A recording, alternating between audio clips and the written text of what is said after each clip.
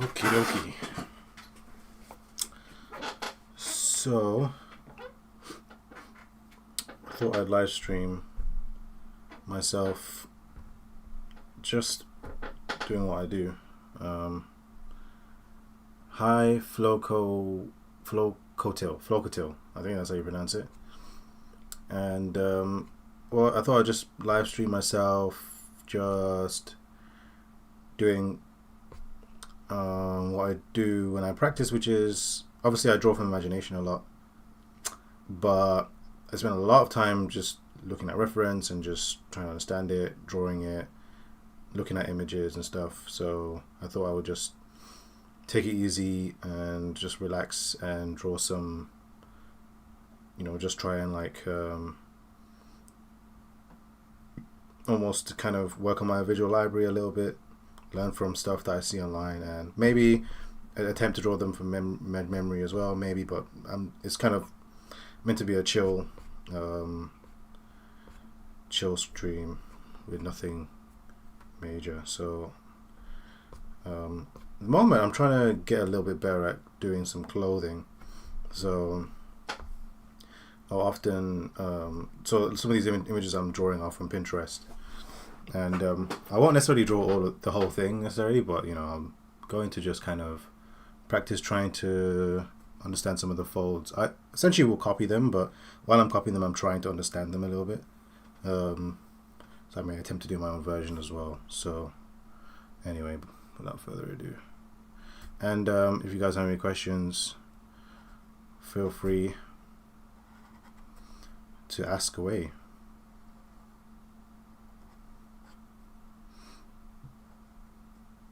And this is a really good way to practice my my line quality, because if you can't draw nice lines when you're copying an image, they're not going to look good when you draw them from memory either, right? So it doesn't really make a difference whether you draw from memory or from reference. You have to develop good line quality. That's what I'm doing here. I'm just trying to practice that a little bit.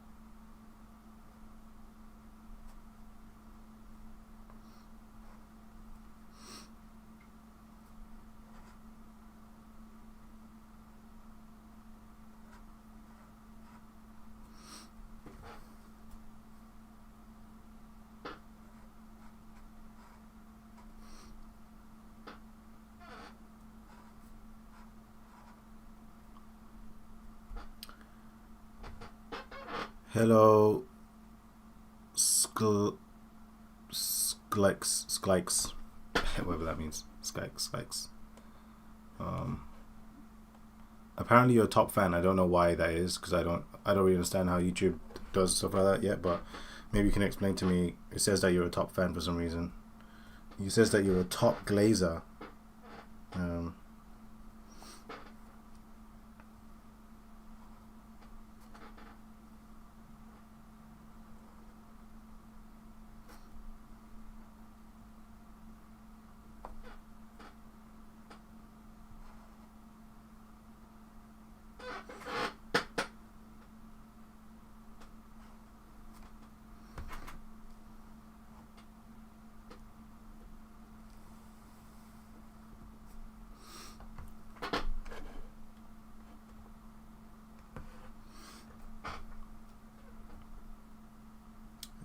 Like this. Let's see. And as I draw all these folds, I'm not going to remember everything, but it's like the more you do it, you just kind of start to naturally pick up on certain patterns, even though you can't necessarily even I can't necessarily describe what I'm noticing, but just by doing it a lot. Oh, you have no idea as well. Yeah, so it's neither do I. I have no clue what that means. But yeah, the more you do something like this, the more you'll start to notice certain patterns of how clothing behaves, and then you can draw it from memory. Like drawing from memory is cool and all, but if you want to be able to do it properly, you gotta use tons and tons of reference. Okay, we gotta understand the reference that we're using.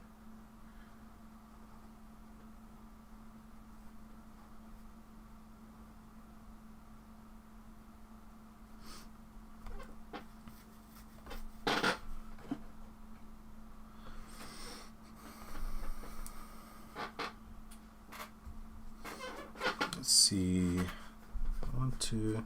So, I mean, there's something to understand there. It's like, it seems to be that the clothing almost, because this guy's arm is rotated, it's like twisting. It's almost like these lines go like this way,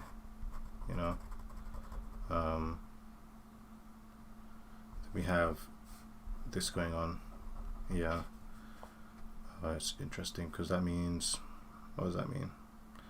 Well, it means, let's see, I guess it's the shape is created by the slack. There's quite a bit of slack here, and then there is like folds that are coming into here and here because of the slack. So there's like slack, and then the folds almost make their way into these areas of slack. That's what I've noticed so far, at least. But we'll keep going. Let's see where we got. Let's see. And yeah, I guess at some point, yeah, I'll probably do some clothing just to show you how I go about doing it from memory. Like, let's see, more clothing reference.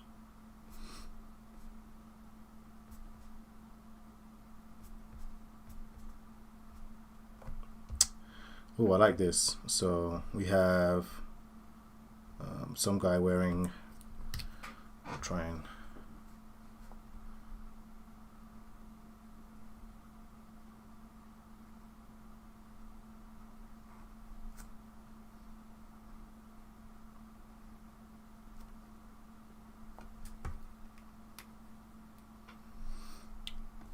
oh yeah, it's super hard drawing folds because as much as people say there are rules, to drawing clothing. There are like some things to notice, right? But for the most part, clothing is just it's fairly random. It's fairly random. Like two people could be standing in the same position, but the clothing just looks different. The way it folds on them is different because, funny enough, the history of your movement, your past movements influence how the clothing even ends up in the first place, right? How the folds that it currently has is based on how you were moving previously, which is weird, right? It's like you have to think about how the person was moving. I mean, I don't think about those things. I don't think you necessarily need to, but it just impacts the way. It just means that it's random. It's fairly random how clothing can look.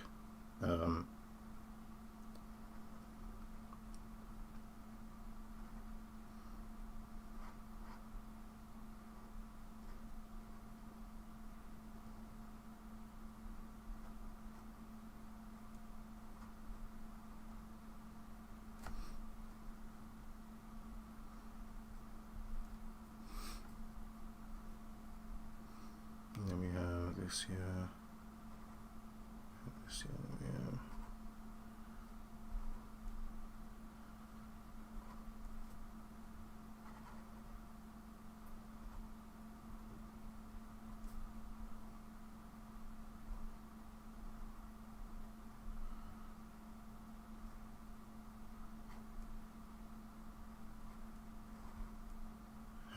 this is really interesting because, you know, the arms are the shoulders, that gap where the armpit is, right? Depending on how the fit is, you're going to find that you get like a nice bulge over here, which is something that is nice to express. If you can express it, then it's going to make your clothing look much more believable, because everybody knows it's there, you know. The pocket here. Yeah, this guy's pocket is just hanging like that.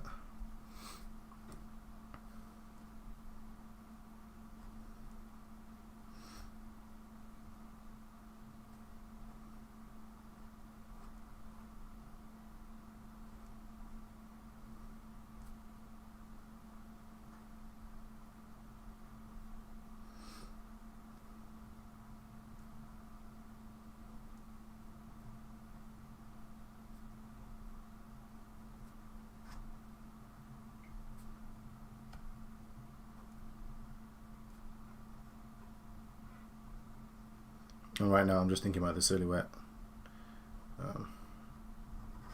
There we go. So, and then we'll just draw the...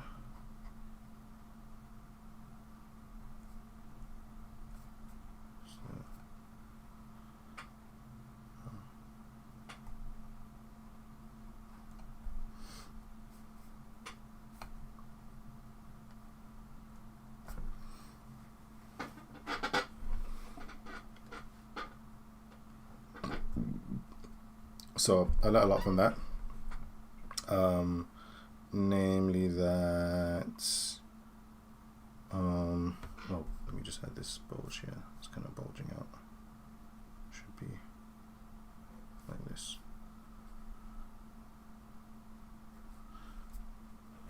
Yeah, probably better ways to express this bit here.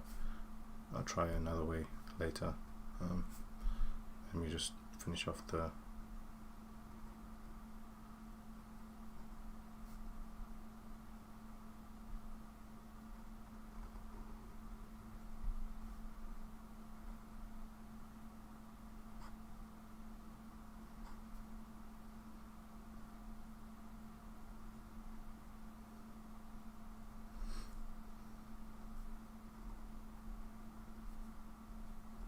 Give them a nice smiley face, because why not? It's a bit of a cursed smiley face, but there we go.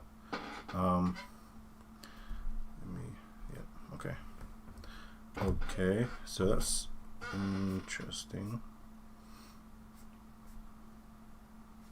You know, stitchings are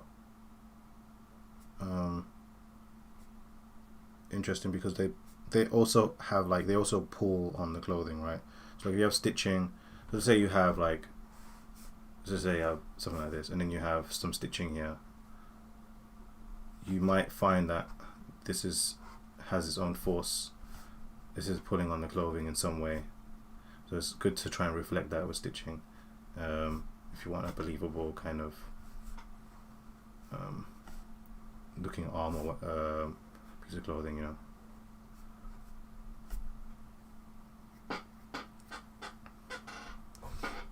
Let's see what else we have.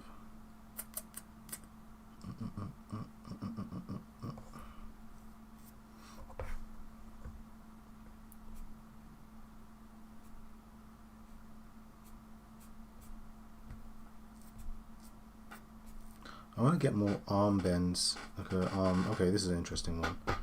We have somebody bending their arm, and it kind of goes like something like this. There's a bit of a mess here, but I'm not going to draw all of it because I don't think that's necessary.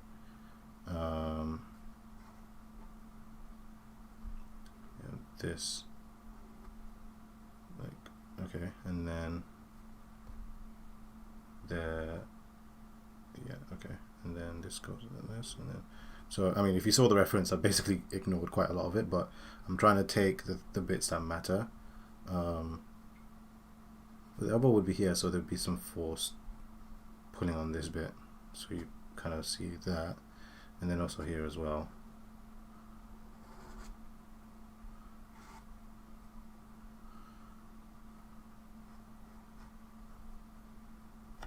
Yeah, I don't know if I like that much though, but I don't know.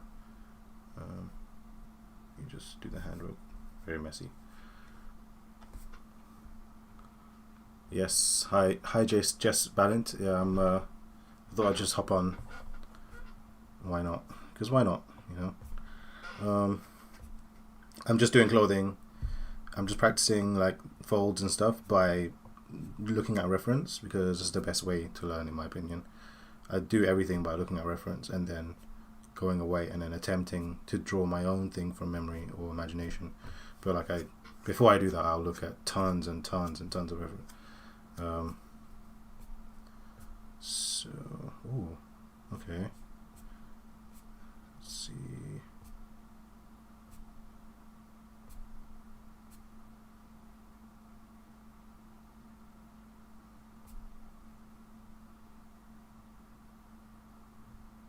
I'm seeing a lot of people wear kind of baggy trousers these days.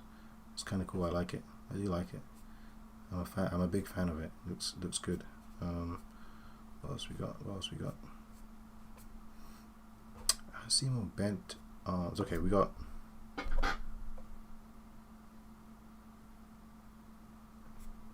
Okay, this is interesting. So we got somebody in this picture I'm looking at is holding a brush.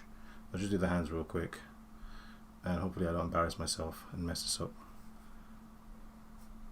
Okay, there we go. That's one. Almost there.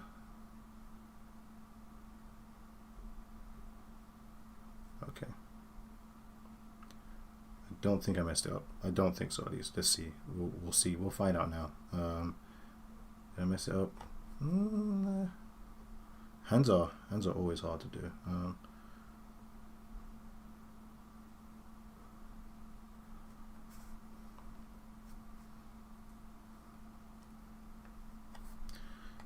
Yeah, I will say that's a decent hand for now. Anyway, let's see. So we have somebody raising their arm. It's a little bit foreshortened here, so you can see the folds like this quite early on, and we got folds here. Then we have like this kind of thing going on, which is, I call this like the X. It's like this, and then it goes like that. And then because he's raising his arm, we get this kind of like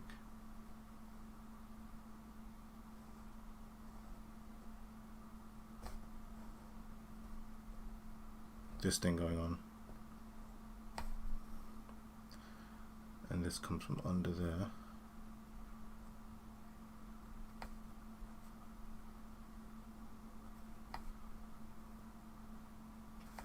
And then his coat just kind of drops down like this. So that's what it looks like, at least. And his head is like there. I'll just do.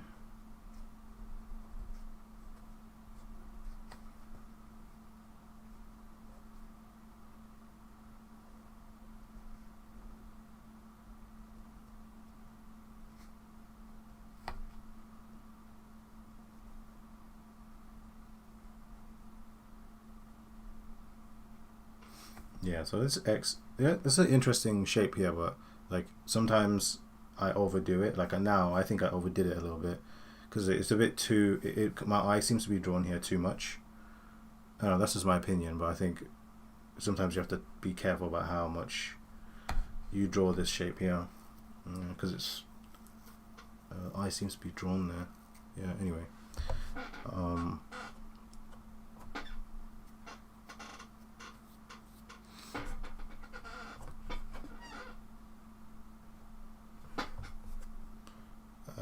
Okay.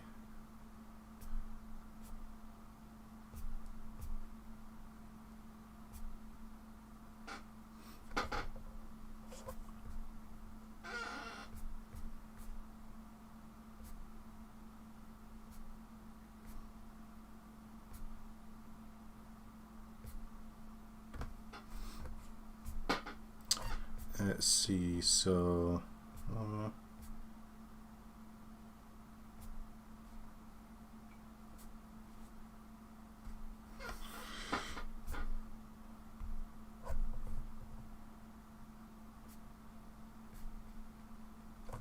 So I quite like these hats. Anybody who follows me knows on Instagram knows I've been drawing these hats all the time because I really like the shape of them.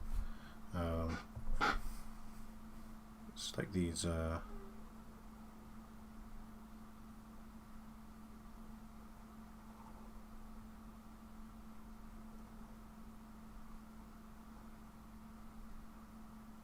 Police hats, I guess. I also find it interesting how like every culture, kind of like the suit, every culture has this hat. It's like, where did it start? Where did it start from? I don't know. They all have it for some reason. They've all agreed that this hat is like official. It makes you look like super imposing and super important for some reason.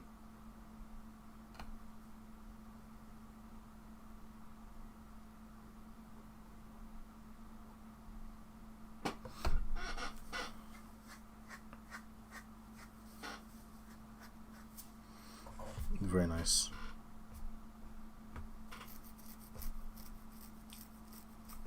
Okay, more t-shirts.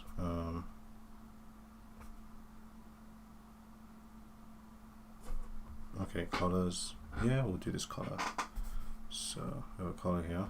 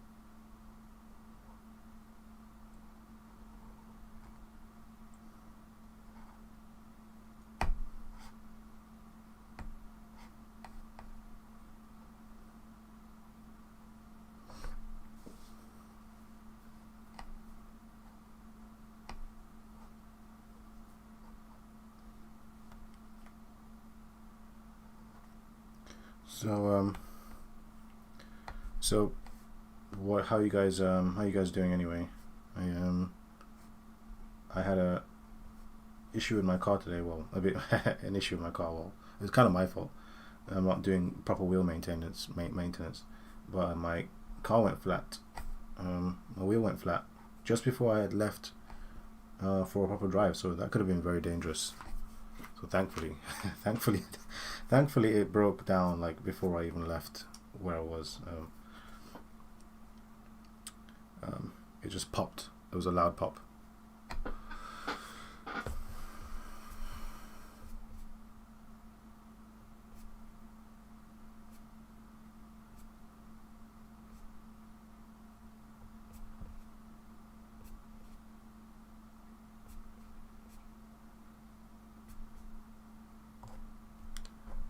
Ooh, I like that. Okay, we'll try and draw this. Seems to be cool. Like a cool. I don't know the name of what I'm drawing right now, but it's really cool. It looks like some kind of old school I don't know, flight attendant outfit. I don't know. You'll see in a second if I do well. If I actually draw it properly.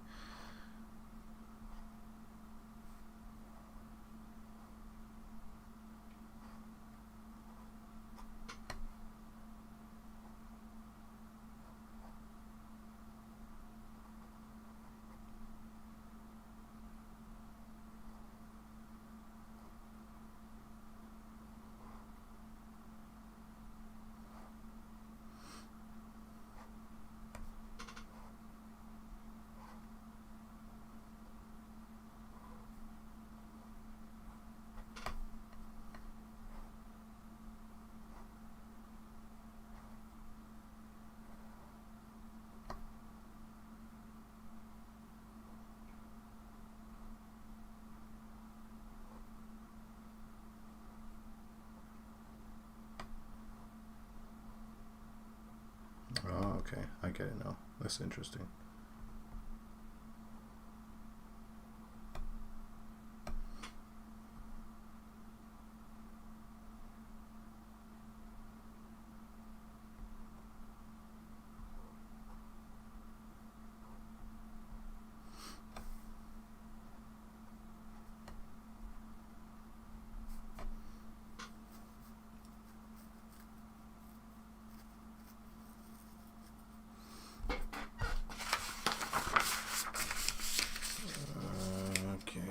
Draw on this side now.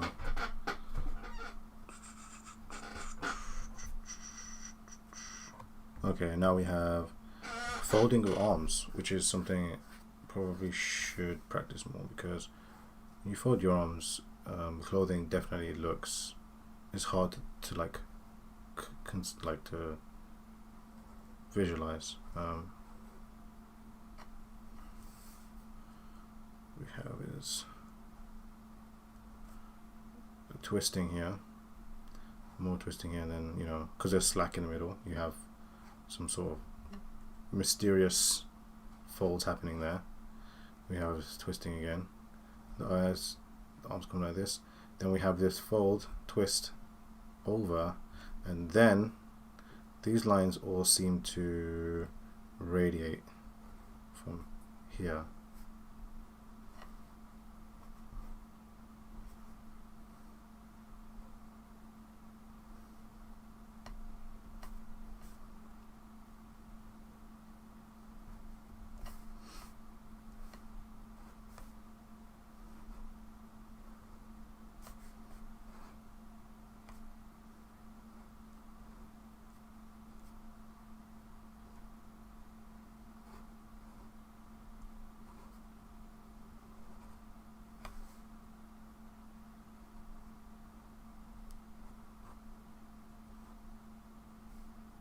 Then we have the same thing going on here, and then right here between this and this point, this elbow and the hand, there's a huge point of tension, which is where you just have that big line. So it's good to notice that.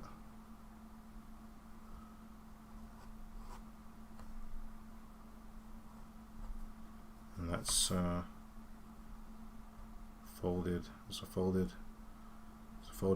arms right there, you know.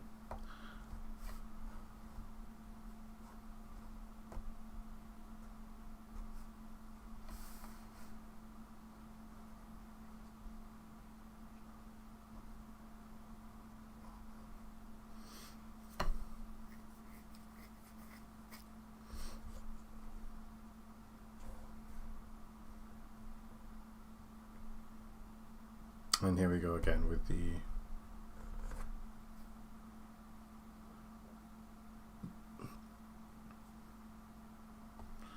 how many cylinders and cubes do I have to rotate in perspective to get anywhere near dexterity? I just started linear drawing. Yeah, it's gonna, if you just started, I mean, get comfortable, because I mean, well, it depends what you like. I mean, it took me ages. I've been drawing for a very long time, so so it took me a long time. I'll be honest with you, lots of frustration, until I found a way to make it fun. Like, not when I made it fun, that's when I didn't really get frustrated. I don't really get frustrated like I used to. But yeah, in short, it takes a while to get used to these things, right? Because essentially what you're doing is you're trying to teach yourself to see, to like visualize things that are not in front of you, right? You imagine, like, some people actually really struggle with drawing things that are in front of them, right? Like, things that are in front of them that are hard for some people, right? So imagine drawing things that are not in front of you. Like, you actually have to. There's a lot of work there. It takes a lot of time to get used to doing that, you know. So get comfortable. I would say give yourself a long time to get good at these things, because they don't just come easily. Especially if you've not been drawing for a long time, you should really just be having fun and not expecting anything crazy at the beginning. I say that, but you know, everybody nobody listens to that anyway because people just want to be good straight away, which I understand. Because like if somebody told me this like 10 years ago, I would just be like, dude, I just want to get good. I don't care about this advice. But so I get it. I get it.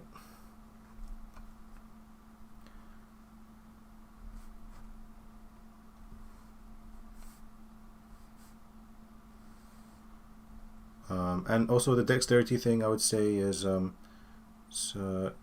it's not just about drawing circles and cubes. It's like practicing a lot of things.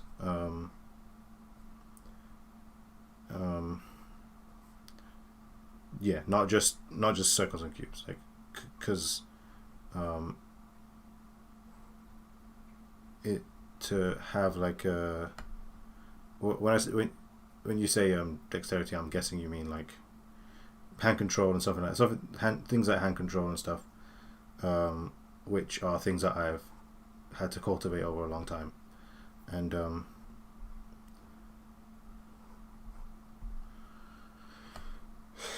that's a bit of a long arm, isn't it? I don't know if I like that. It's a bit long. Yeah. So those things, those things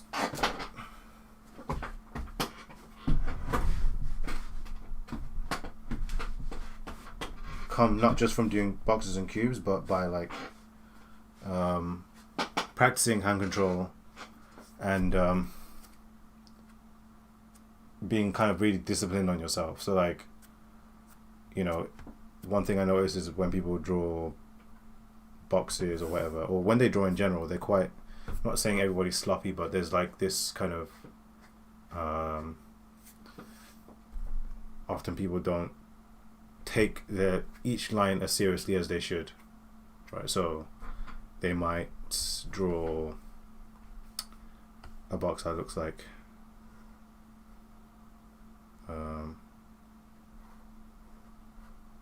I don't know, something like this, right? Which is an incorrect box, obviously. That's incorrect, right? And it's because they're not really like paying attention at all times, like to the vanishing point that they've established. So there's obviously, depending on which line you want to choose as the correct one, there's either a vanishing point up there or a vanishing point down here, right? And so like, but if you don't practice accuracy, then you're not teaching your hand and your mind to be aligned, if you know what I mean. And then there's also the yeah, not just boxes, like just being able to draw a straight line from like here to here, for example. That's something that, oh, did you not? I don't think you saw that from here to here, for example. Right, being able to do that is not really circles and boxes. That's just you spending a long time doing that, you know, and then applying it to boxes. Yes, holding a pen does definitely affect your drawing. The way you hold the pen 100% affects it. And also some controversial advice, something controversial that people say is not important. The pen you use definitely does affect the way you draw as well. And that's because of the ink flow. So like depending on the flow of ink that you have in your pen, it will affect how your lines look, and it will affect the speed at which you draw, right? So like with this pen, if I draw too quickly, the ink flow, I don't know if this pen shows it actually. Yeah, see, I don't like this line. I hate this line. It's thin around here, and it kind of lacks character. And that's because I drew fast. But other pens, you might be able to draw that fast with another pen and it'll look fine. But with this pen, because of the way it is, the way the ink flows out, I have to kind of take my time with it, you know. And that's going to get me a nice line, the line that I like. Like I like this more organic looking, slightly incorrect line. I like this rather than this kind of wavy, just straight, with less ink in the middle. Because you can see there's actually less ink here, and then there's more ink here and here, around here and here, which I don't like. I hate that.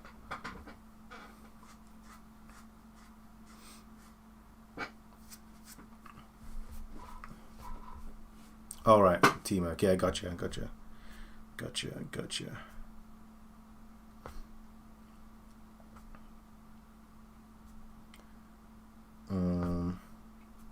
And then, oh well, and I don't think you should draw like this all the time, but I try to practice in pen, and I try to get things right the first time. That's something I practice because it's challenging, and two, if I do that, it means I actually know what's in my mind.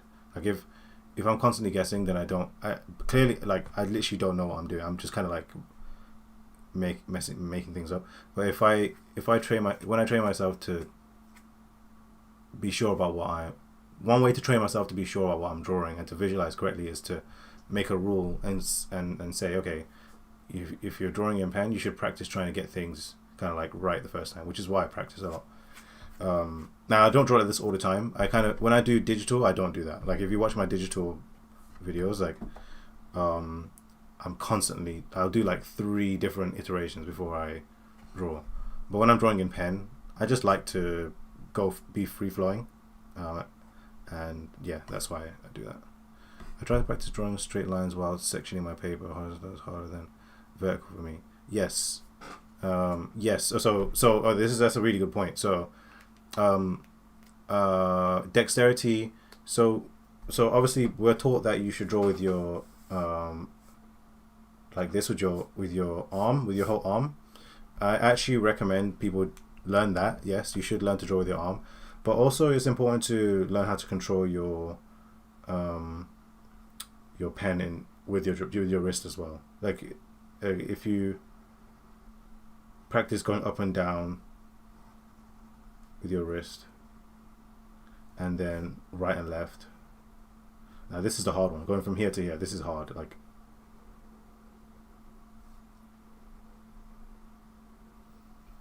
so there used to be times where I'd just do this 100 times, and it would just help my control. Like just doing that over and over again. What it does is it teaches your brain that when I want it.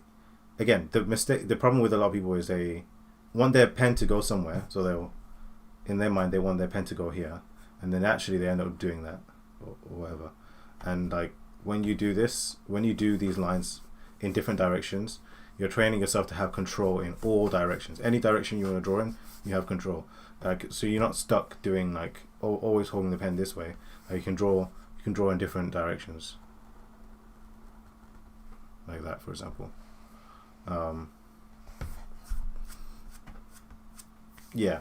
So yeah, vertical, horizontal lines, very important. But also practice using your wrist, because also the wrist allows you to do fine grain details, right? The drawing with the whole arm doesn't allow you to do that. Like if you draw with your wrist, though, you can do these small fine grain details, and you'll be able to do them with more accuracy.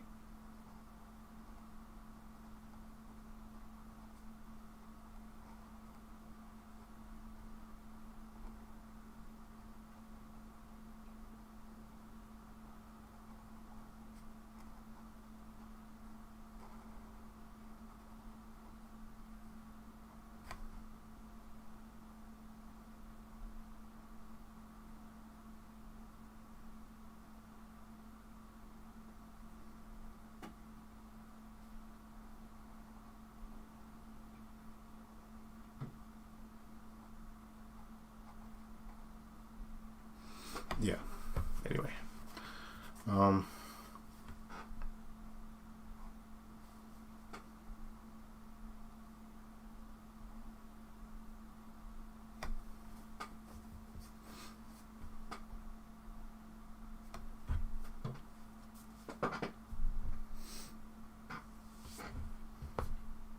Let's see. More clothing. Okay, well, what I'm going to do is I'm going to try to do some, practice some more clothing, but from imagination this time. I'm going to do some, try to do some sketches. I'll just try to do shirts, like people in shirts, because like sometimes I really struggle with inventing like new, first of all, sometimes the color just messes me up. I don't know why, but oftentimes the color can mess me up. So I'll try and practice that. So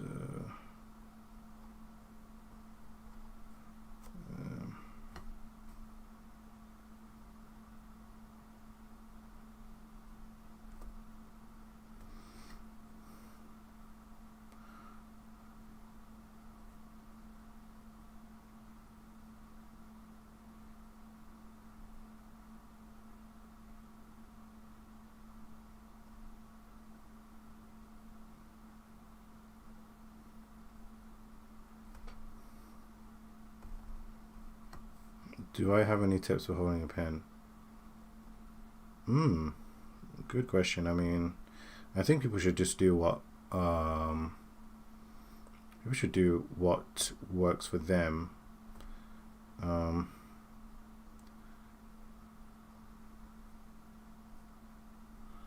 People should do what works for them. However, I mean, yeah, I guess there are some things that you can do. So like, one thing I try to do is I hold the pen from out here, and I think what that allows me to do is actually have more distance to cover when I do this. For example, I can cover more distance when I do this. Whereas if you do this, you can't cover that much distance. So that allows me to have, like, I guess what it does is it feels like a brush, first of all, and like nobody holds the brush like this, you know. It feels more like a brush, and yeah, it allows me to have not too much fine grained control where I'm like this, but because I don't want to be drawing like this, I want to draw from my wrist. I don't want to be drawing from my fingers, and I don't want to do that. I try not to do that. I want to be drawing from, like, I guess my hand. Yeah, my hand instead of my fingers. So you can draw from your wrist, you can draw from your hand, or hand, and you can draw from your fingers. And I don't want to be drawing from my fingers because I don't know. I don't really like that personally. Maybe you like that. Maybe you can try it and then it works for you. I just don't want to do that because it just feels weird to me. So that's, yeah. I don't know. I guess that's what I do. But I would say the best tip I can give you is to practice doing those line exercises, but in different grips. So try different grips, and then find out what really works for you. Like, you might find that some grips just don't work. Like, they're just horrible, and they just don't really help you. And then you might find that some really do. Holding your pen from there is it's like a major cheat code.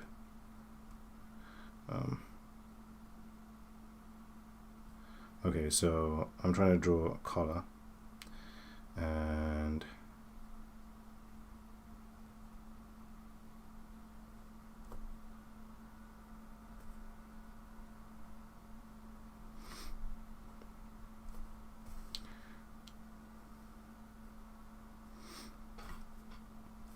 so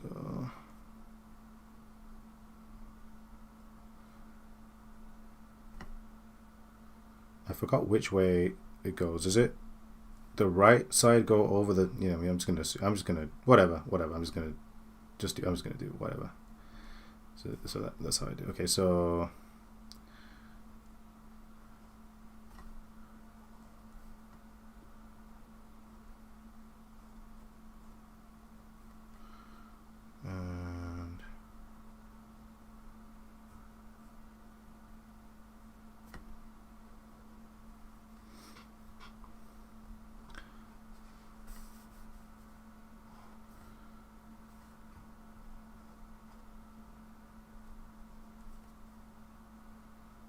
and I guess this goes like, so we have that bulge there that I found out recently, and it goes like this because there's a stitching here, and we can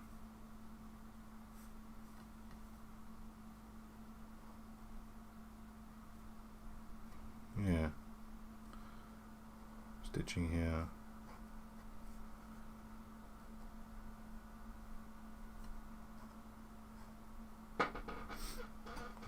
Sure, I mean, it's okay. I'm not super happy with that, but it will do. It'll do.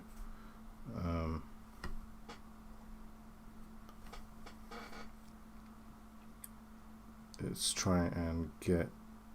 So often we'll have this going on, and the bulge. We have a wave like this, and then a bulge usually comes. How's the bulge come? I guess we have a bulge like this, I guess. I don't know if that's right. I don't know. This, and I know that oftentimes there'll be a bulge here, like this, and then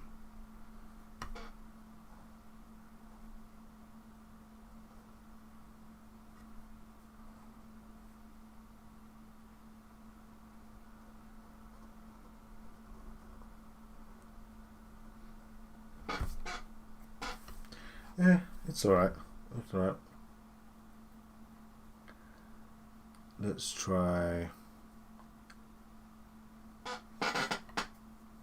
Let's try from the side. Okay. We'll try a shirt from the side. So.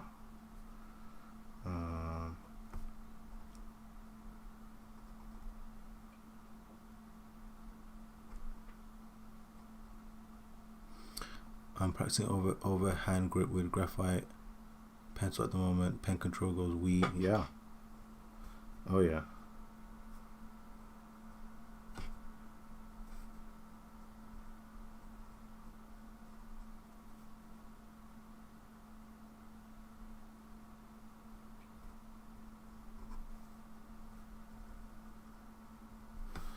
Okay, so usually we have a shirt like this. From the side, it tends to go like this or something like that, I think.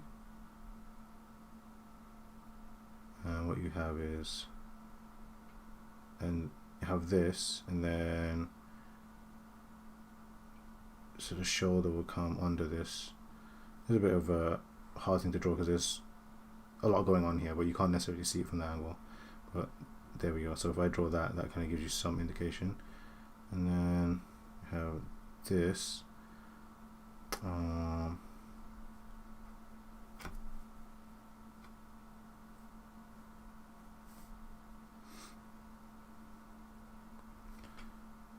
guess, and we have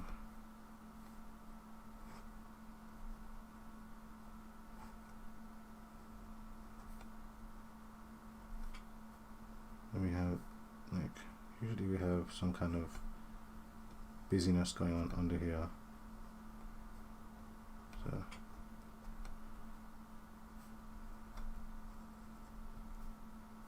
yeah, the collar looks more like a jacket than like a shirt, I think, in my opinion. I haven't watched many people draw with pen, but watching you reminds me of Kim Jong-un. Yes, I learned a lot from him. So I expect some of my work to look a little bit like his because I learn a lot. I've learned so much things from him. So don't want it to look too much like it, but yeah.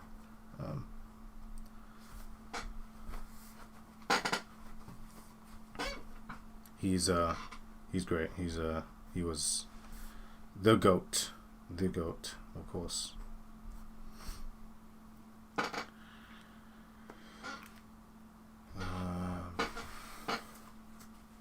So my problem with this one is I think that actually I should have seen a bit more of the neck. This guy looks like he's like hunched over. Like he looks like he's a bit hunched over, and I don't like that. I think it should have been more like. So I'm gonna just draw a quick head in a boxy head. But I think it should be more like, see a bit more of the neck. Like this.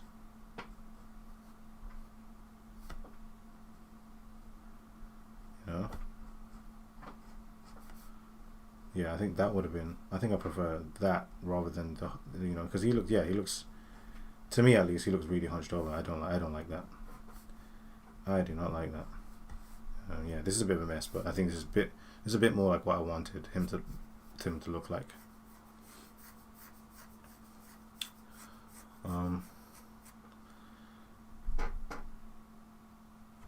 And actually, these folds are incorrect. So these lines would not be straight because his arm is like slightly back. You might actually see this.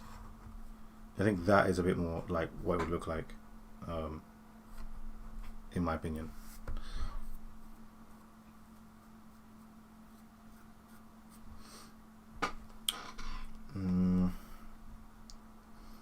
We can try a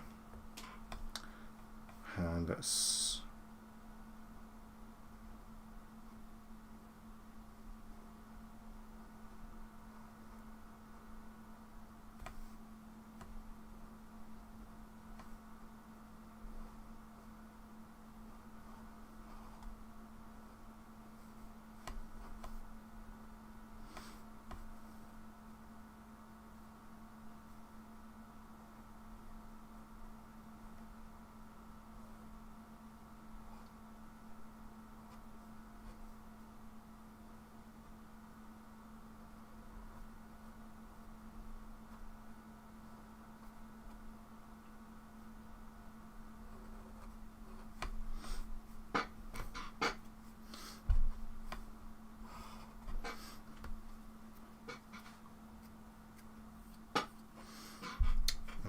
can attempt to draw, so like a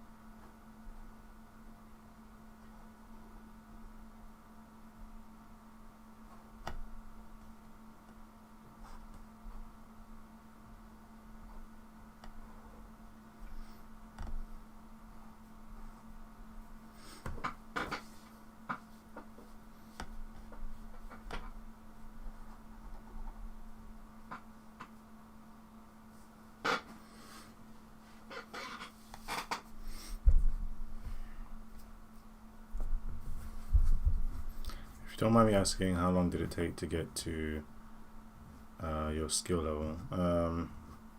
Yeah, so I've been drawing. I'm 28 now, so I've been drawing since I was on and off since I was, I don't know, 14? Yeah, something like that, or even before that. I don't know. And so it took me. I mean, I stopped drawing. I tell everybody this just to give them a heads up. There was a period where I was not drawing for a solid like 3 years, just like not really drawing at all. In between that, so you can kind of like minus those years. So yeah, mate, it's taken me that long. I don't know. I still have a really long way to go, I think. But, yeah. In short, that's how long it took me to get to the level that I am at the moment. Yeah, but I think the progress I've been making, I think, has been in the last. I would personally, I would say, the progress I've made has been in the last. I'd say, in the last 3 years, I'd say, yeah. Like, I think I made a lot of progress in the last 3 years, more than I did. Not more than I did in the rest of my other years of drawing, but I made a lot of progress in the last 3 years, I think. And it's because of the stuff I put on my YouTube channel. Really, it's because of all those things. And I stopped doing a lot of things that were kind of sabotaging my improvements, and just started doing like things like the stuff I show on my YouTube channel, really. And those things really made a difference for me. Yeah.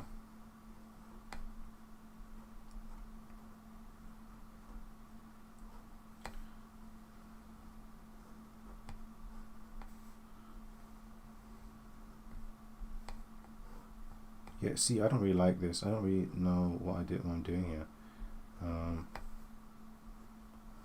There's got to be a better way to do that, you know. Did you burn out or just have other things going on for those few years? Let's see. Did I burn out? I would say I don't think I burned out. I just had other things going on. I had university. I was studying. I'm actually a software engineer by trade. That's my day job. I'm a software engineer. I don't actually draw professionally. I write code all day, so I was just kind of getting good at those things instead. So I just took a break. Took a big hiatus from drawing to just code, and just become a coder. And I also, was in university, meeting people, making friends. I'm quite a social person. Funny enough, which is kind of like not this typical stereotype of somebody who draws a lot. I actually have spent a lot of time with people, and And I was just making lots of friends and messing around. I wasn't even studying for university either, by the way. And that's kind of why I think that's why I wasn't really drawing. And I also met my wife. I met my wife as well. I met my wife, and that took a lot of time for me because I was busy falling in love, all the good stuff. So yeah.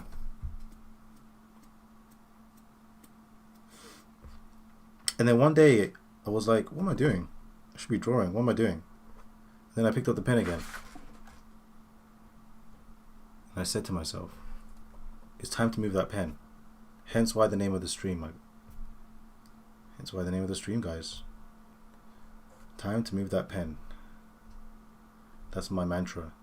That's actually my mantra. I say, as long as the pen's moving, I try not to complain about my progress or anything. I just say, keep the pen moving. Even if I'm just like doing this, just keep the pen moving, man. Just keep the pen moving. And if you do that, you'll find that you're gonna get better.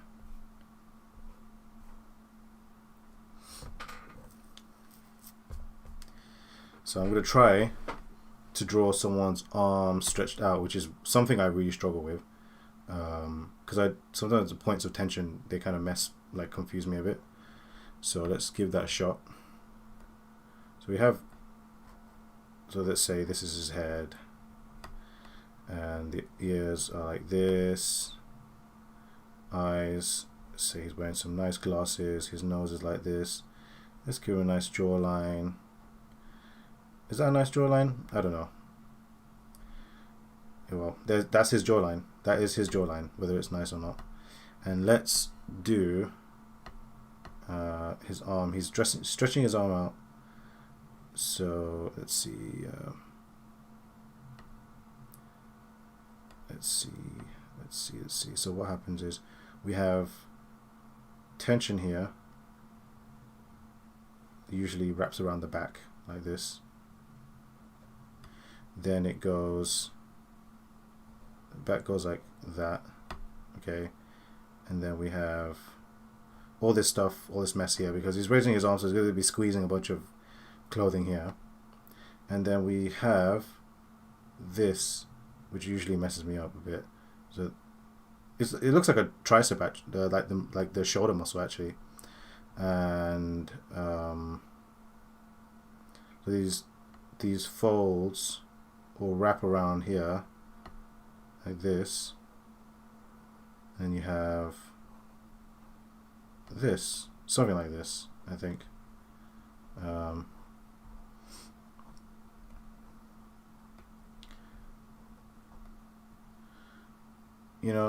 Why don't we, might as well give him a gun or something. Ooh, is that what a gun looks like?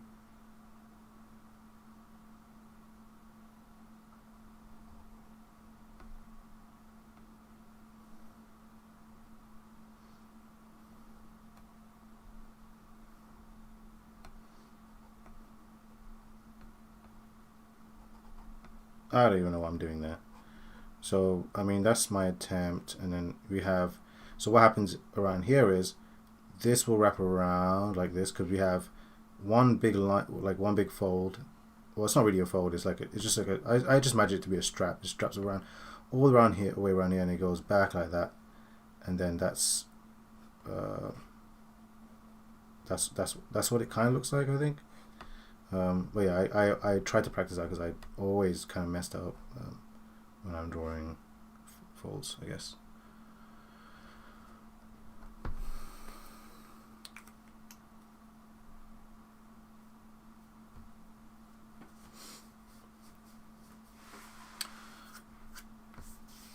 Thanks, T-Merc.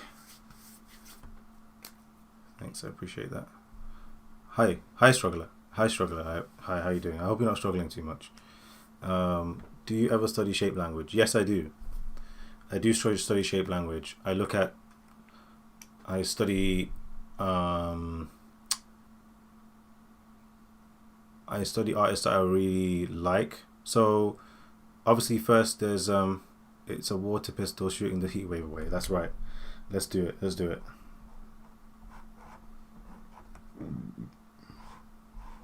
There you go. There's the water coming out. So I study people like Kim Jong-gi, of course. I love his shape language. I love the way he draws lines.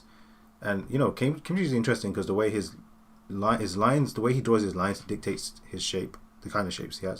So it's a bit, shape language is interesting because it's not really what people think it is. It's not just your shapes and lines are intertwined, right? The way you draw lines and the way you draw shapes are intertwined. Like, so if you're somebody that draws like this, for example, your lines will only ever be your shapes will only ever look kind of like smoothish, or they'll look either geometric or yeah, like if you draw like this, right? But if you're somebody that draws more like this, for example, your lines are, your shapes are going to look organic, a bit more organic than if you just kind of go like this, right? So let's try. I'm going to try to draw the same shape in that other way, right? So like that just looks, that looks wobbly. Or if we go, this looks a bit more geometric, even though I mean I guess it's not fully geometric, but it looks more geometric because I've kind of gone fast with it. So it kind of I feel like they're both the same thing, shape language and lines, I guess. And then I study KSE. His name is Sung Eun Kim. I don't know if you know guys know about him. I'll show you him, but the way he draws is incredible. Let me find him for you. Because I gotta show you. You guys gotta see how good this guy is. I think.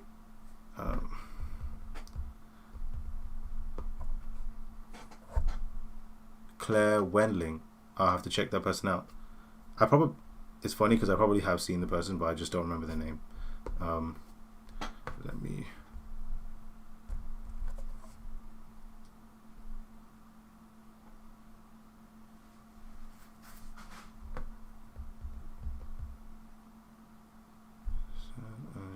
There we go. And he draws like fighters. He draws a lot of fighters. You can check him out on Instagram. His name is KSC on Instagram, and his shape language is incredible.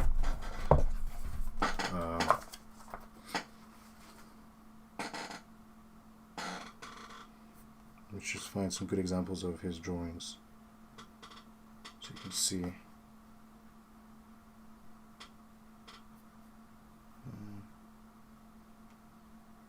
I think he actually did work for Boondocks, now that I've come to think about it.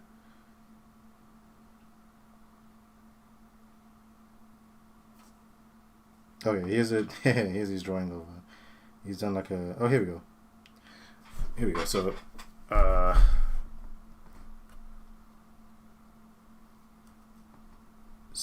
so he has phenomenal shape language. You can see. Even the way he draws, something like, can you see, like everything looks kind of bouldery? The only way I can explain it is like really bouldery. You can see his lines are almost like this, you know. He never just draws a straight line. He kind of has this organic / geometric kind of way of drawing them. It's really hard to really even put my finger on what it is, but it's incredible. Like his stuff is just some of the best. Yeah, he's like one of my favorite artists. But like I can't fully mimic his style of drawing, but I try to learn from people like this because it's just crazy. It's insane. Maybe just look at the way he does these faces. If you look closely, you can see the type of lines he's doing here. So yeah, let's see what else we have. I mean, look at this. This is crazy. Look at that. absolutely insane. And yes, yeah, his anatomy is crazy. It's like absolutely insane. I remember when I was a kid, I saw one of his drawings on one of his comic book pages on DeviantArt, back before DeviantArt actually got quite deviant, you know. And yeah, it was crazy. It was crazy. Absolutely insane. Okay.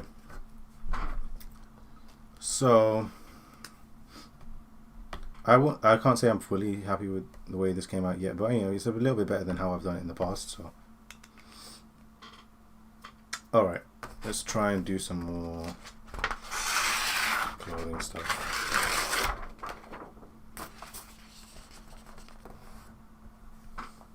Do you about mimicking? Do you just go ahead and draw the shapes, or I personally can't. So like I'm looking at his work and I cannot do it. Like I actually cannot draw those shapes. I don't know how he does it. It must be so ingrained in him that I can't mimic it. So like literally I don't even. I just try to take what I can, if you know what I mean. So like when I said it looks like he draws shapes in this kind of like organic geometric way, like it's just kind of, you know, I don't even know what to call it. I try to take that when I'm drawing stuff, right? Like you can see how this looks like.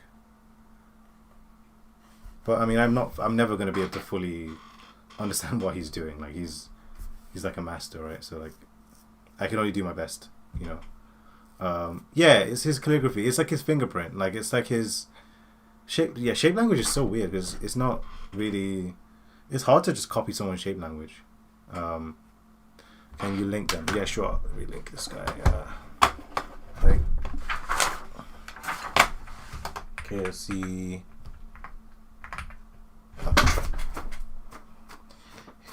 KSC. See.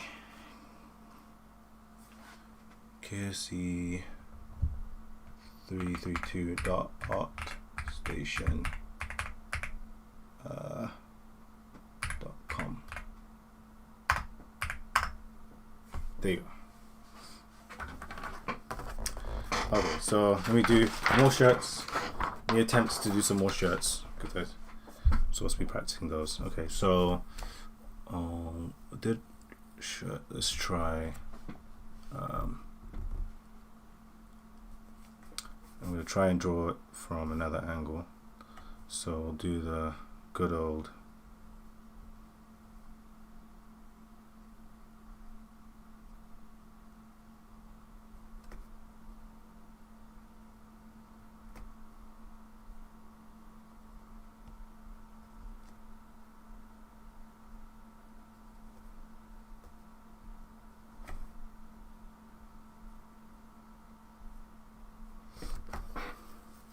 Good old head from that angle.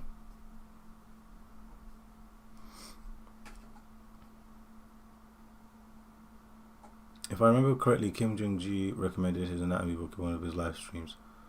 Ooh, I don't know. I don't know if Kim Jong-gi even mentioned him before. I've pretty much watched most of his live streams. Maybe you're talking about Stonehouse Anatomy. I know a lot of the Super Money guys, they really into the Stonehouse Anatomy guy. So I don't know. I don't know for sure. I could be completely wrong. I don't know. I don't even know.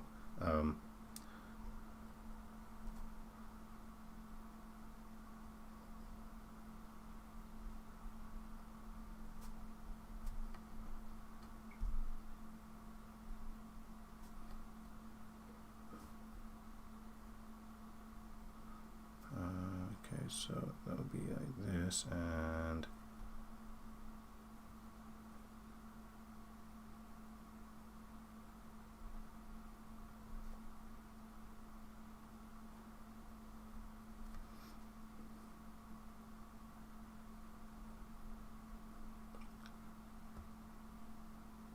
Yeah, Stonehouse. Yeah, Stonehouse Anatomy.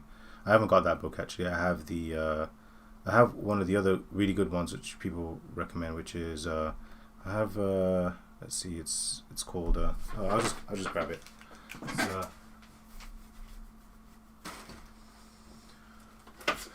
This one, Rocky.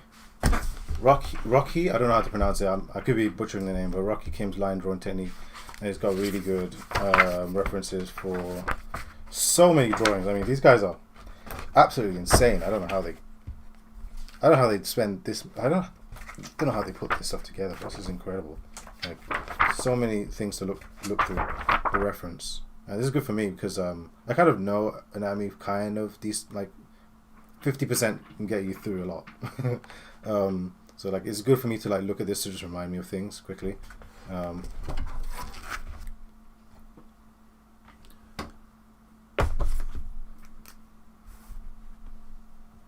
Really good. His stuff is really good. I need to draw more than 24 derpy heads. Yeah. Derpy heads. What's a derpy head? Let's see. So this would go.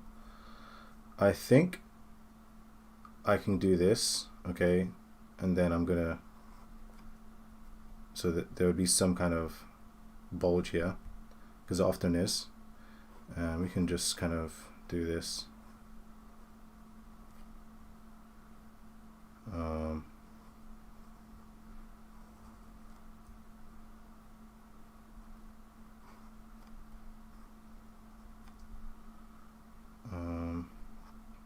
I'll go.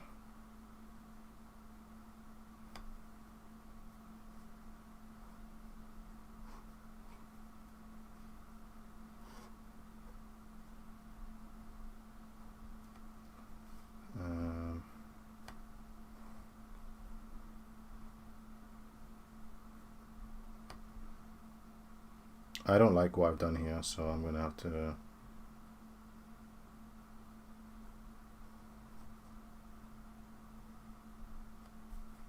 I don't really know. This doesn't mean anything to me. This is like this is meaningless. Yeah,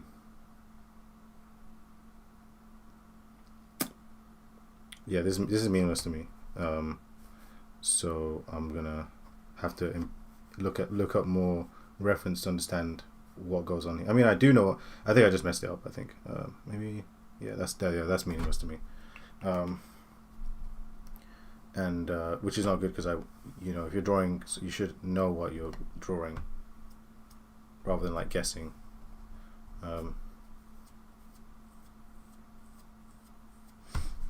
What kind of shape you would use if you can't use cube? What would I use if I couldn't use a cube? If I couldn't use a cube, I'd be screwed. I would be absolutely screwed, my friend. I don't know what I would. I don't know what I would use. Maybe. If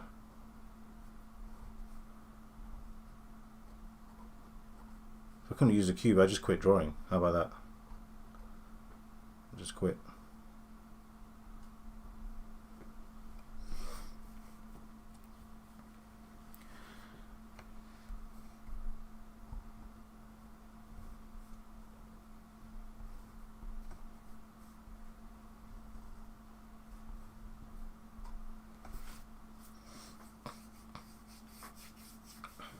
Yeah, rectangular prism, yeah.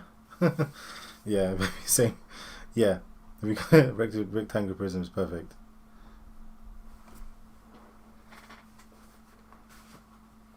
Oh, for the rib cage. For the rib cage. What on earth is going on here? I don't even know what's going on here. I don't understand like what I've done here. It doesn't make any sense. It doesn't make any sense. If I couldn't use, so I used to actually just use because when I use cube, my proportions are always off. You shouldn't be using a cube. You should be using a rectangular prism, like T-Merc said. You should be using like a. When I draw the mannequin, I do.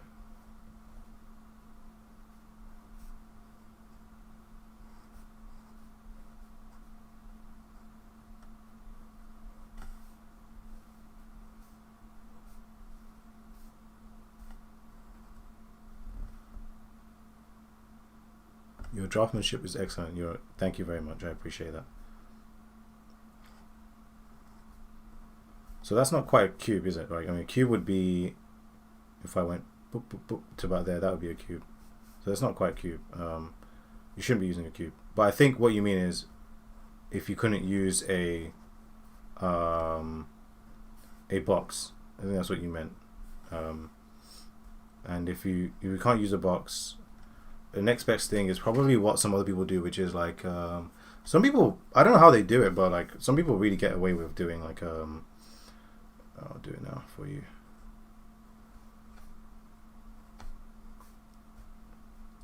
Some people just do the whole like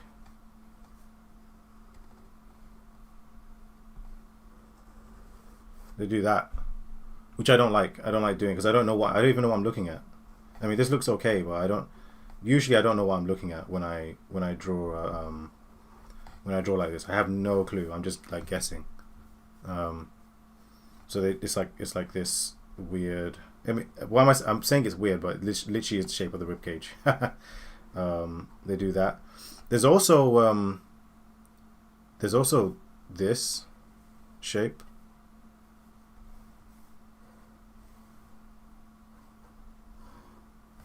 That I've seen some people use before, right? Which I don't think is that useful because in some angles it doesn't really, like from behind. What is it? It's just this.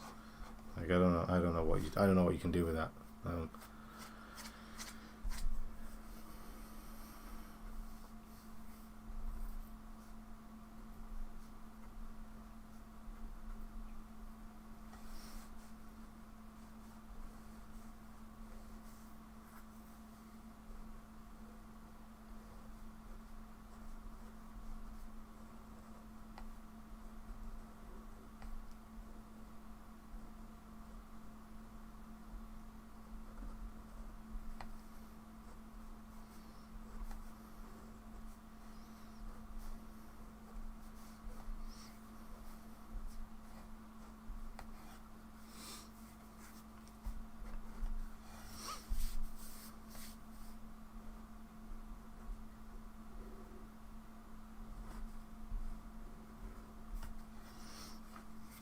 Sorry, I just really felt the need to add anatomy to that for some reason. Okay. An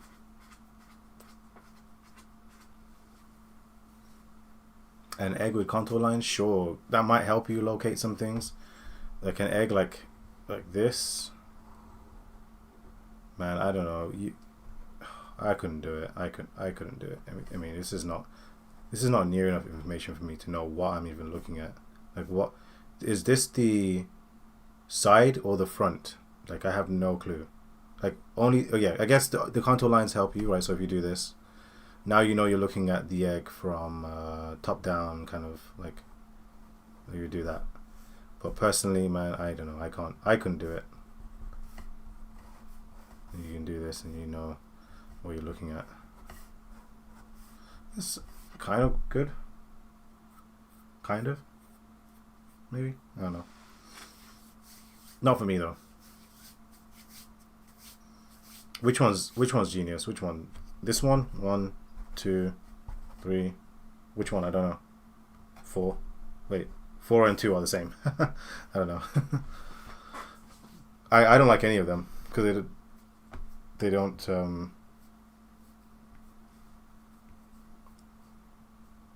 The polar plexus, yeah, solar plexus. I have no clue what.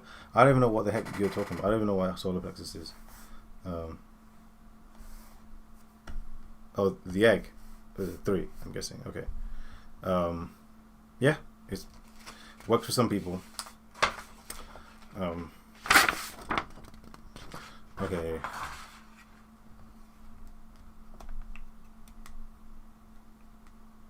Box instead of mannequin remains supreme. 100%. You are 100% correct. With slight manipulation for anatomical reference. Yes, I agree. It just helps you know what's facing what you know where the body's facing. You know, it's hard to turn 2 in space.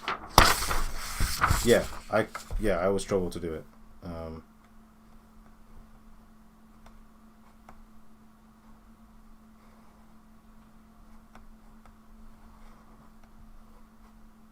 I mean, I can turn it in space but that's because I practice so much. But like, I wouldn't tell a beginner to do this, and try drawing this in space. I would never tell a beginner to do that. That's like a mistake. That's a good way to quit drawing. Hate drawing forever. You know.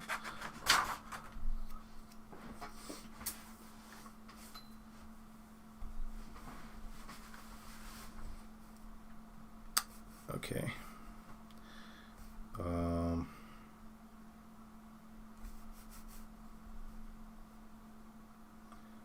Let's see.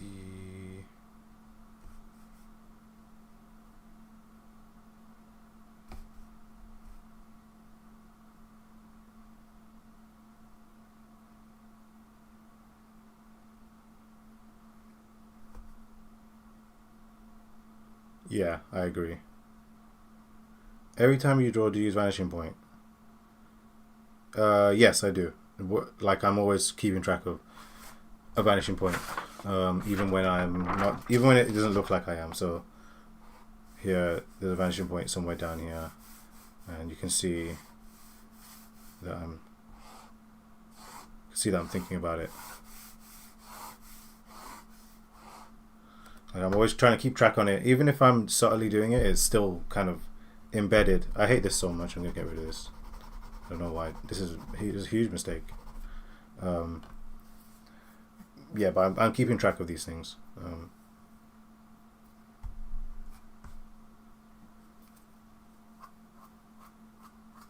Because like you can see that the shoulder goes from here to here, right? But by the time we get down here, can you see that we're almost at eye level? See? And if I was to continue this drawing, look what would happen. Okay, now you start to see, you're starting to see him from below, see?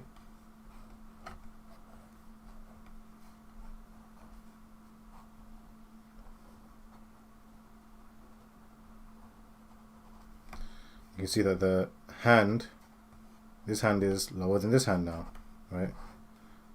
You see? Yeah, I'm keeping track of these things. See? Oh, sorry, I didn't make it obvious. Can you see?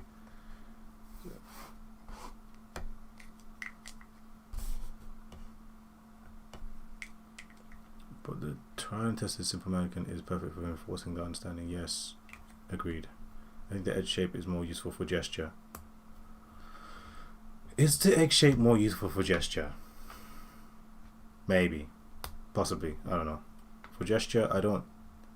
When I gesture draw, I tend to follow the silhouette of the thing over anything else. I don't know. It just works for me to follow the silhouette.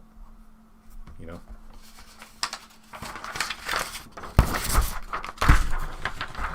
Okay, so let's see more. I'm just gonna keep drawing the same, because I really suck at doing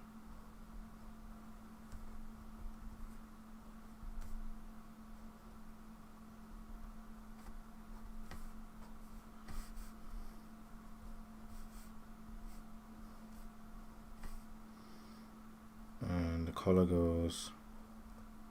I know the color is supposed to be so easy, but honestly, sometimes I literally can't even. There we go. Okay, that's fine, I guess. Maybe okay. We'll keep going, and then we have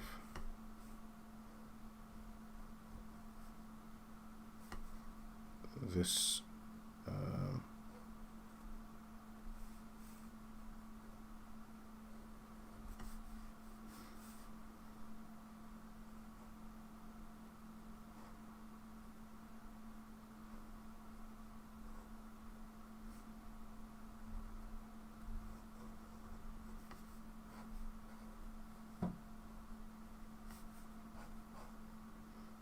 This person is obviously quite muscular, you know, because his chest is pushing out the these parts, which means that there's a folding over here, and then also you can see that like clothes are getting pulled around here.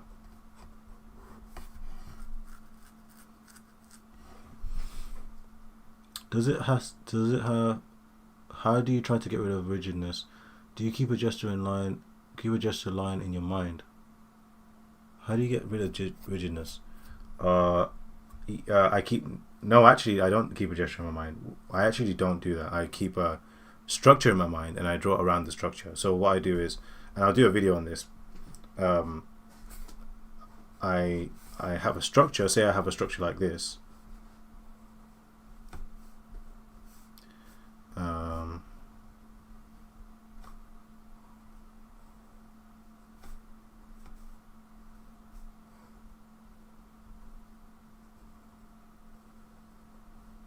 Let's say I have this structure in my mind, right?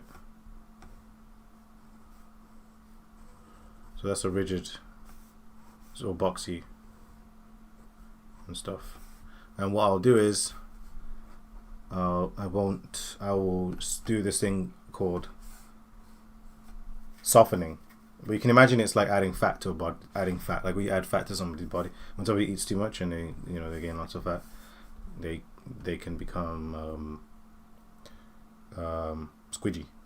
So you can imagine they start to look something like this, right? So, and there's different levels at which you can apply this.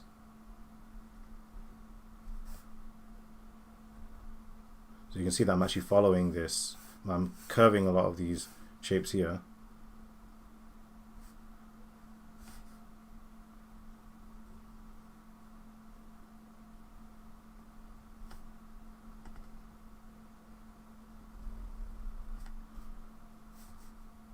And what that does is it allows you to maintain this three-dimensional feeling while still having like something that doesn't feel rigid. It feels more organic, like a piece of like a soft piece of flesh or whatever. So that's how I keep that's how I do like a lot of my drawing, is that's what's underneath. So I'm not thinking about a gesture, not really.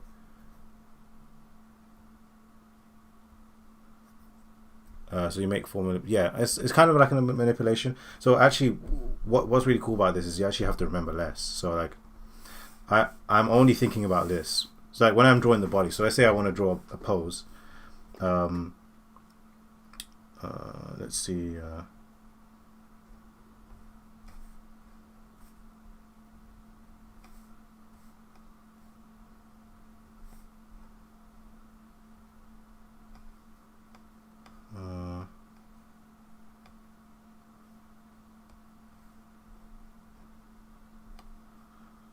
so I want to draw a pose.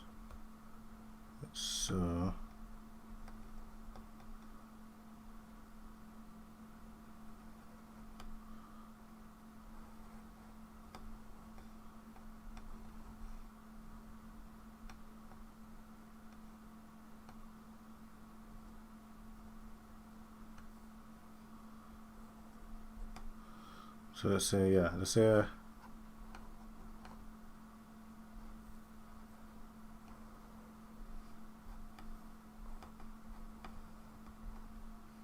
so a lot of people, most people are thinking about a lot when they draw something like this. They find it so difficult because they're actually thinking about way too much. Okay, now what I'm thinking about is I'm just thinking about like, obviously, yeah, I know anatomy.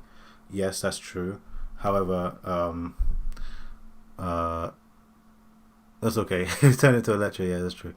I do know anatomy. Yes, I do. However, to draw this, I actually am just doing what I just did here. However, I'm doing it to this. Now, this is actually something that I don't think anybody's really talked about it, so I'll have to do a whole like explanation on video about how this kind of works. But this method actually allows you to actually encode a lot of information into boxes, and then not have to worry too much about so let me just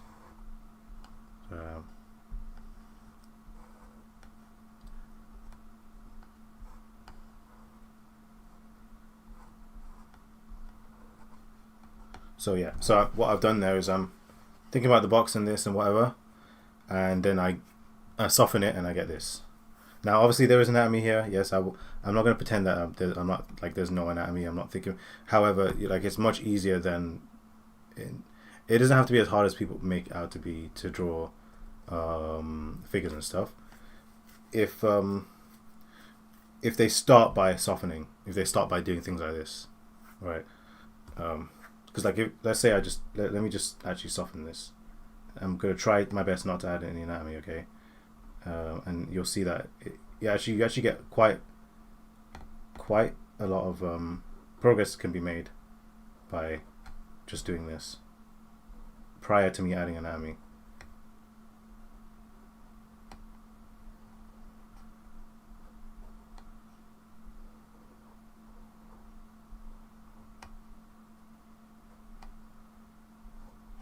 All right, so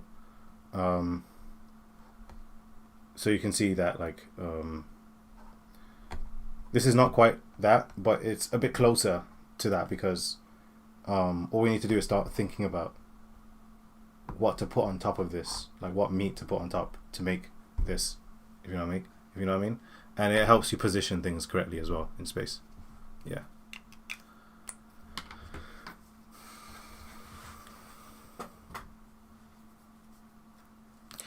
Yes, I have drawn way too many people, way more than I like to. Way more than I like to admit. Way too much. I go to life drawing every week as well. I try to attend a life drawing class once or twice a week. I would just sit and draw naked models. I have all this stuff as well, like I have these things and really good for referencing and stuff. So that by the time I sit down to draw from memory, it's nice to keep it's a good thing to keep your memory warm, And I look at tons of reference, just like look at lots of reference, man. Like reference is where it's at, man. Tons and tons of reference.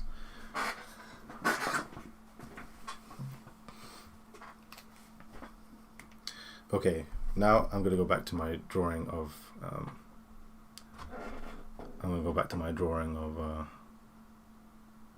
Clothing. I was supposed to be drawing clothing. You guys have got me doing something completely different. What's the matter with you guys? Okay.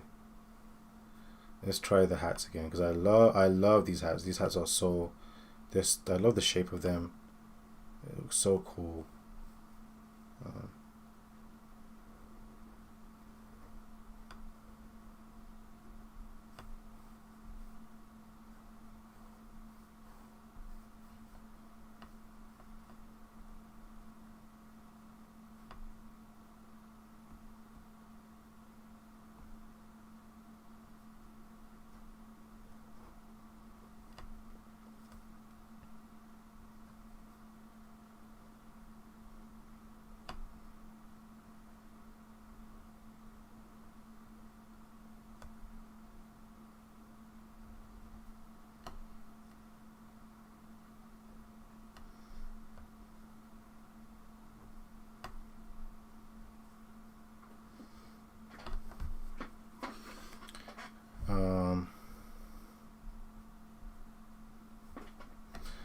Okay, so clothing. Okay, don't mess this one up. Okay, so the collar would go.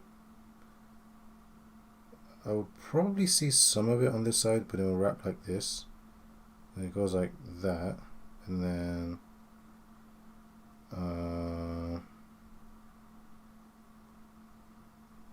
probably goes like this, and this goes. Yeah, I don't know why I'm thinking over here. Like over here is like. Okay, yeah, that yeah. Let's just leave that for now. Then we have this. Yeah, wait. Let me think about this.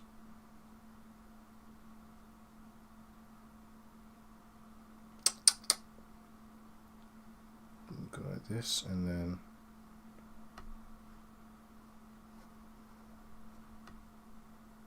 Okay.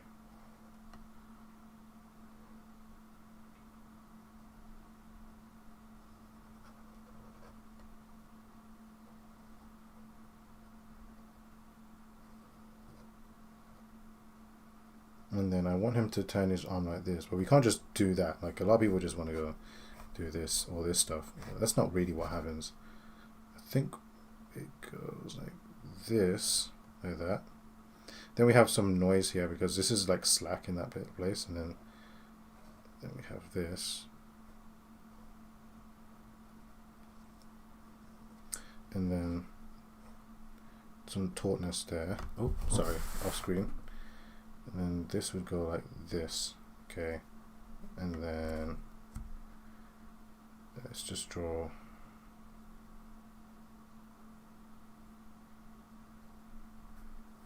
Let's draw him holding a.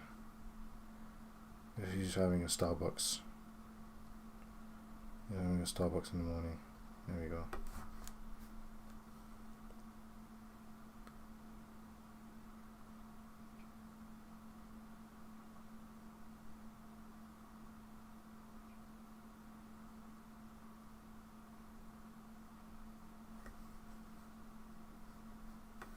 And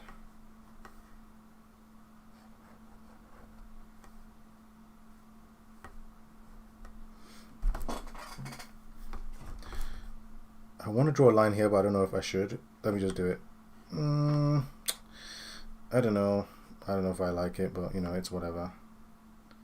I don't know if that worked. I don't know if I should have done that actually. Well, whatever. So I'm thinking if you know proportions very well, that means you probably keep them correct in a foreshortened pose. Yeah.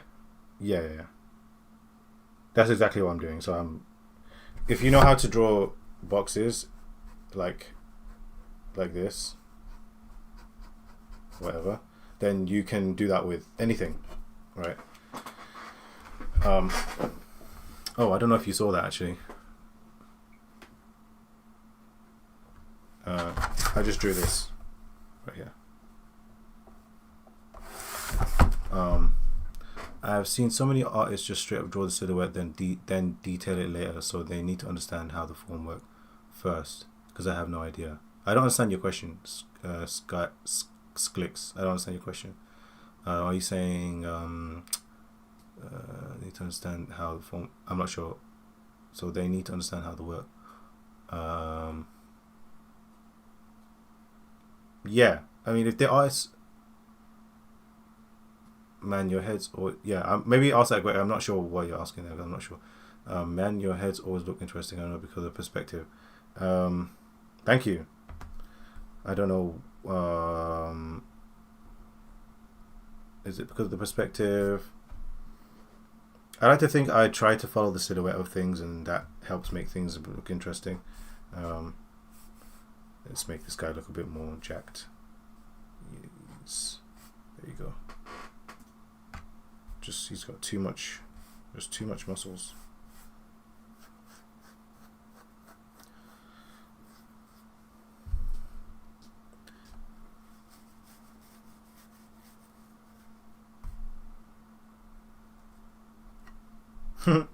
That's a funny looking mouth, isn't it? I like that.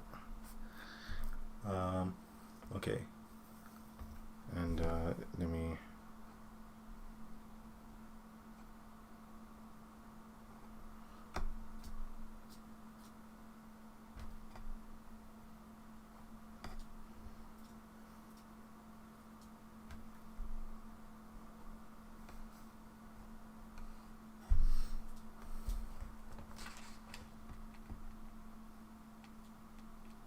I don't know. It always has a depth. How do you do that, honestly?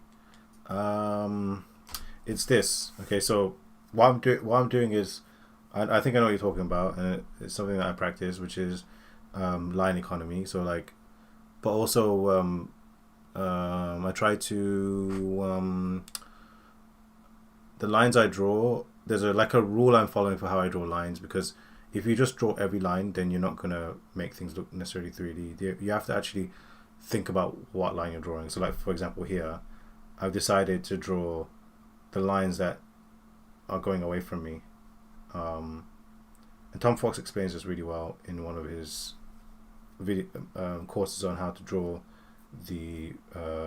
draw clothing, which I really like. I didn't finish the course yet though. I need to finish the course. Tom Fox is great. But he explains like how to choose lines correctly to make things look three-dimensional. I don't know if I can explain it as well as him, but I think I will try to explain that at some point in a video. But there's it's basically line economy. It's a mixture of line economy. It's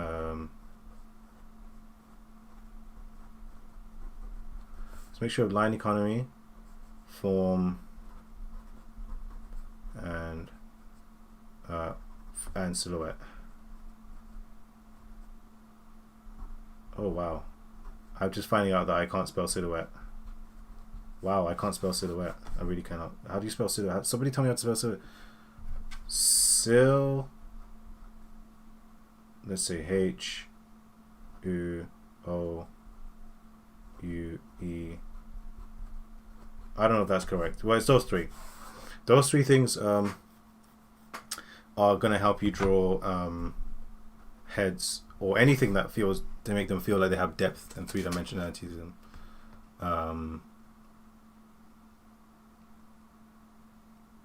Yeah, those are the three things. And encoding, but most importantly, encoding did I get it right? Yeah, I got it right, I think. Yeah, I got it right, okay. Is it 1L? Is it only 1L? I didn't know that. So yeah, encoding perspective into silhouette is really important. So what do I mean by that? What do I mean by encoding perspective into silhouette? So like, when you draw a box, right, you can make it look three-dimensional without even drawing any real details, right? Like I can make a box look three-dimensional just by drawing the silhouette correctly, right?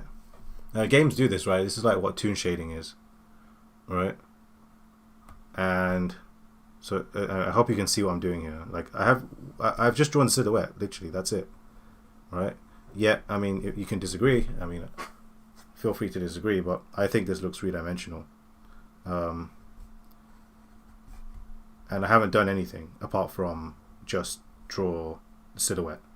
So what I'm trying to tell you is encoding that information into a silhouette is really important. Yeah. And my battery just died, so let me just change the...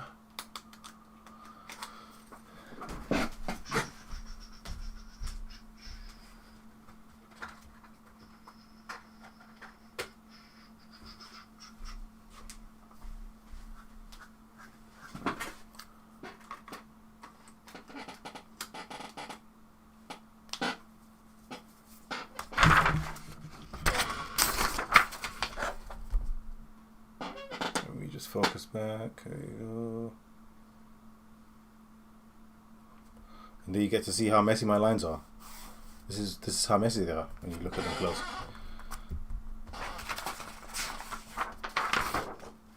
So yeah, this is what I mean. So if you can encode, there's so three that I'm kind of gonna steal your vanishing points. It's not really about the vanishing points. Like it could be anything. So like, let's try another pair of vanishing points. Like you can make...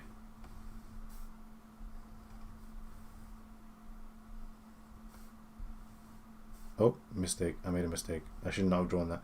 I'm trying not to draw internal lines, okay? Just silhouette. So this has a different vanishing point, but it also looks kind of three-dimensional as well. So that's what I'm talking about. Alright, so... yeah, so if you can do that, you can encode... three-dimensionality into your silhouettes. It's much easier to go and do that with faces. So like, let's say I want to draw a head from this angle.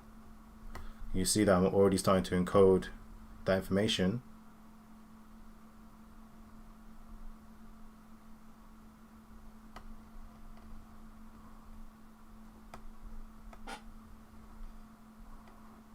Into there.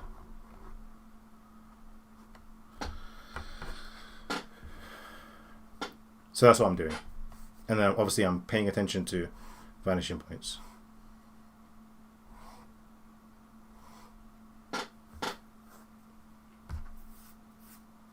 Okay. Now I'm going to continue with my drawing of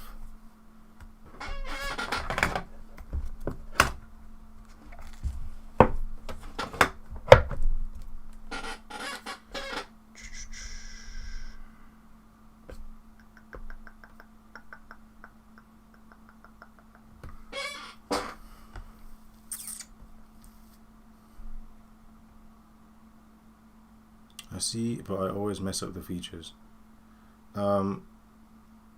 Here's something that you can try to improve features, like where the feature placement at least. I won't go into how to draw actual features, but one thing you can practice is just making sure that you know how to make the features fit on the face in a way that looks kind of believable. So like you can draw a box like this, for example, and just practice putting, like for example, the nose like this. Like, how do I draw that? Well, I'm looking at this line. This line should follow this. That's really helpful, because once you get used to doing this, you can draw faces like look how I draw that. I'm just literally just going to draw 2 lines, and you know, that's, to some people that's enough for a face, right?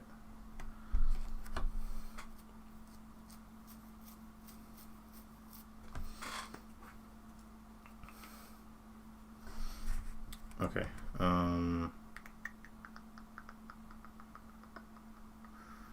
So let me try and draw.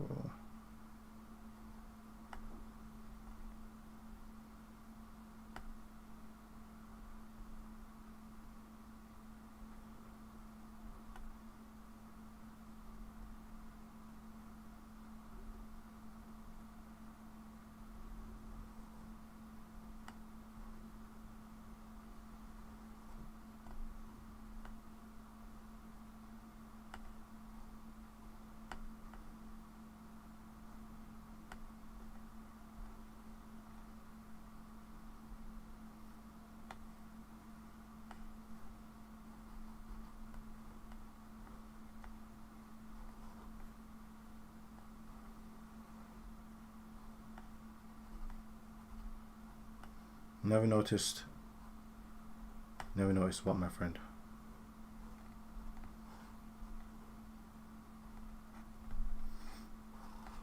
I think the hat goes a bit more like that, right? I think so, at least.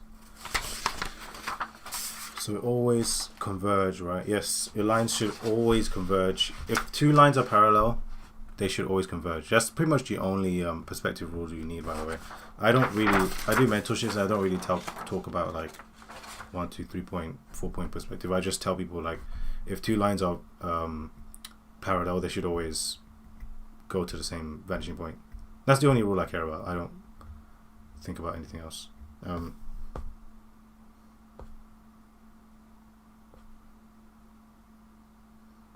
It turns out if you follow that rule, then a lot of things fall into place quite naturally. Okay.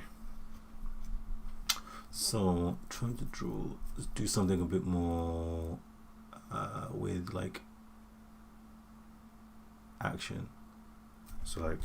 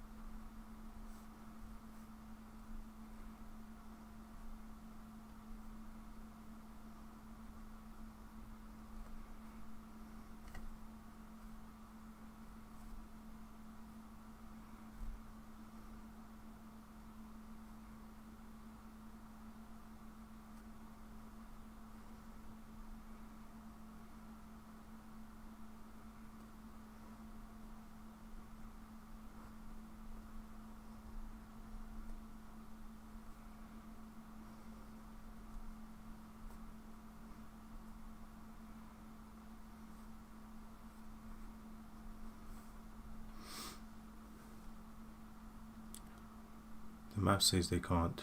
The map says they can't. What if they are parallel? How are they ever going to converge? Wait, if they're parallel, how are they ever going to converge? Oh no, they never converge. They never do converge. They never touch in reality. But they do converge to us. They converge at a point called infinity.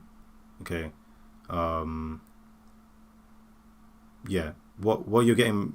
The math says they cannot. Yes, that is true. However, like um, uh, when you're flattening a 3D world into a 2D space, they do converge, right? Um, yeah.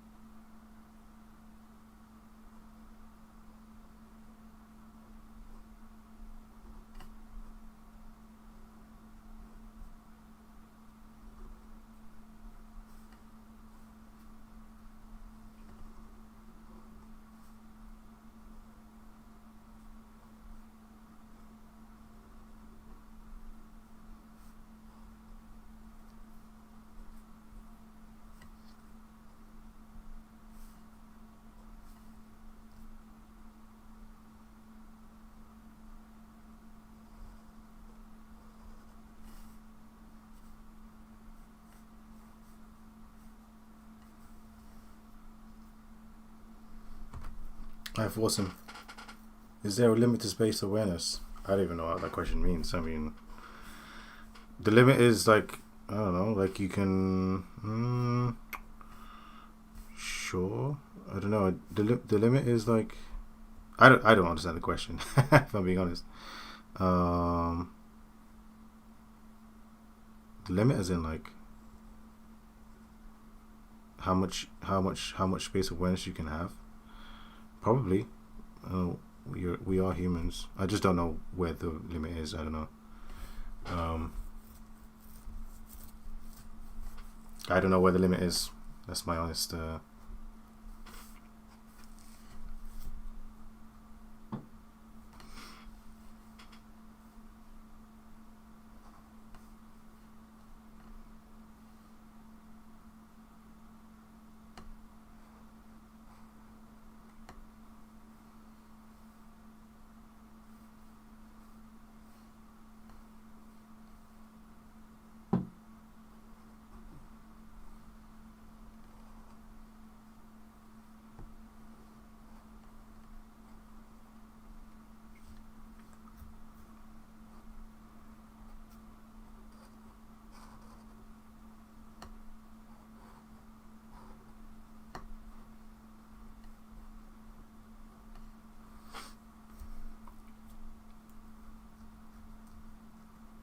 Will it get better? Like, if I keep studying it like for years, will it get better, or will it stop at some point?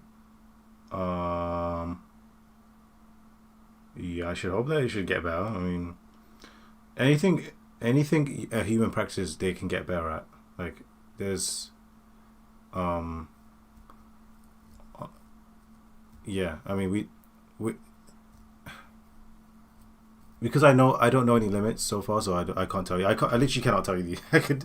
There's no way I could possibly answer that question. I don't know. I don't know anything about the limits of the human brain, but I don't care about them. I don't try not to care about them. And I think the people who um, do the coolest stuff often um, try not to care about limits of the human brain. They actually just do what they want to do. You know.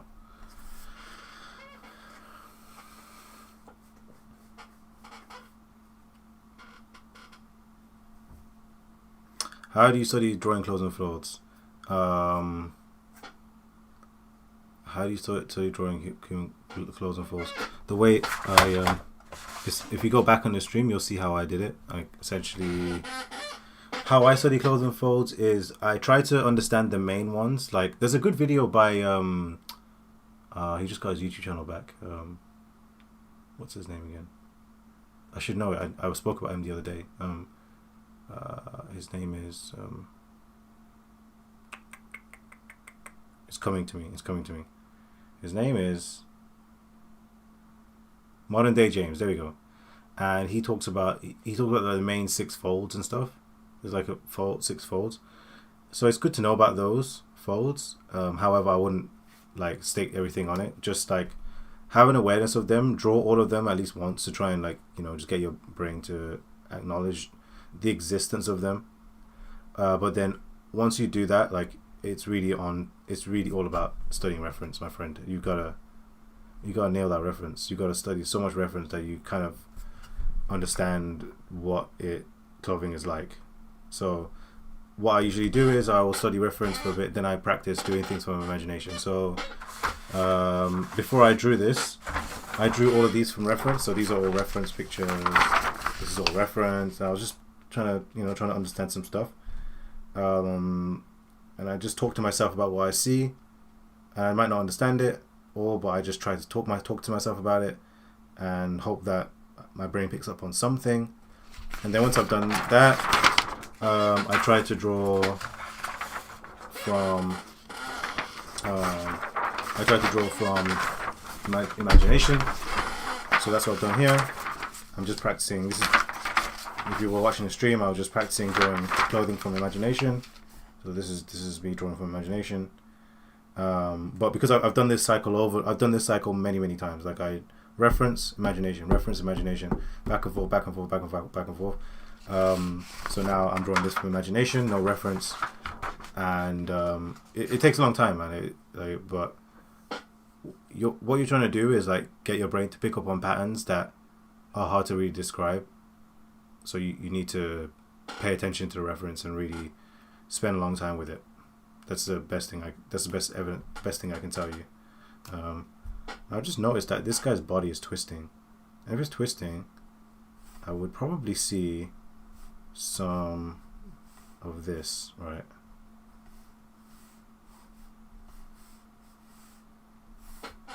So it would be a little bit of that, a bit of twisting action.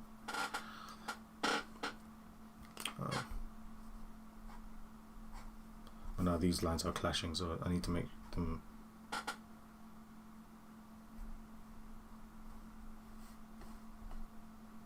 Yeah, that's how it would look. Do you really never worry about the render? Do you? You really never worry about the render, do you? Yeah, you were intervening with me. Yeah, you were intervening. Oh, you got rid of the mess. That's funny. You were doing that. It's okay though. It's not a big deal. You really never worry about the render.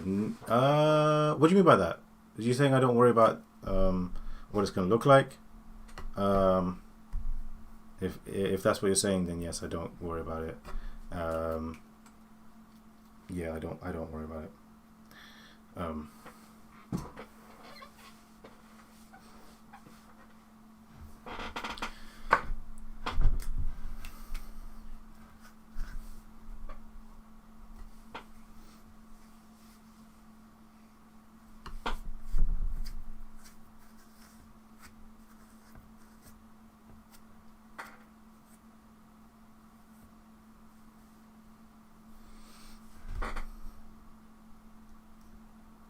No, I never see you rendering any forms.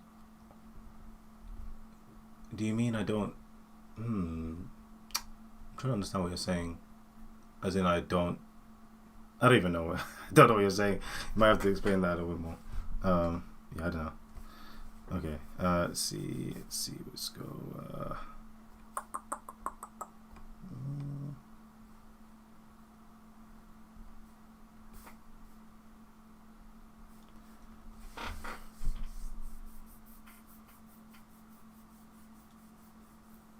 Finish my 24 heads for today. Nice.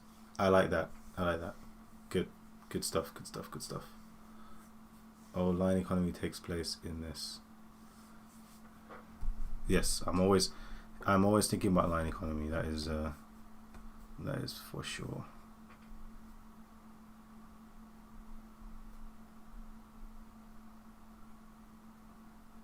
Yes, that's exactly correct. I tried to render forms with the minimum amount of lines. Yes, yeah, it's a personal rule that I follow. Is if I don't need to draw a line, I just try not to draw it.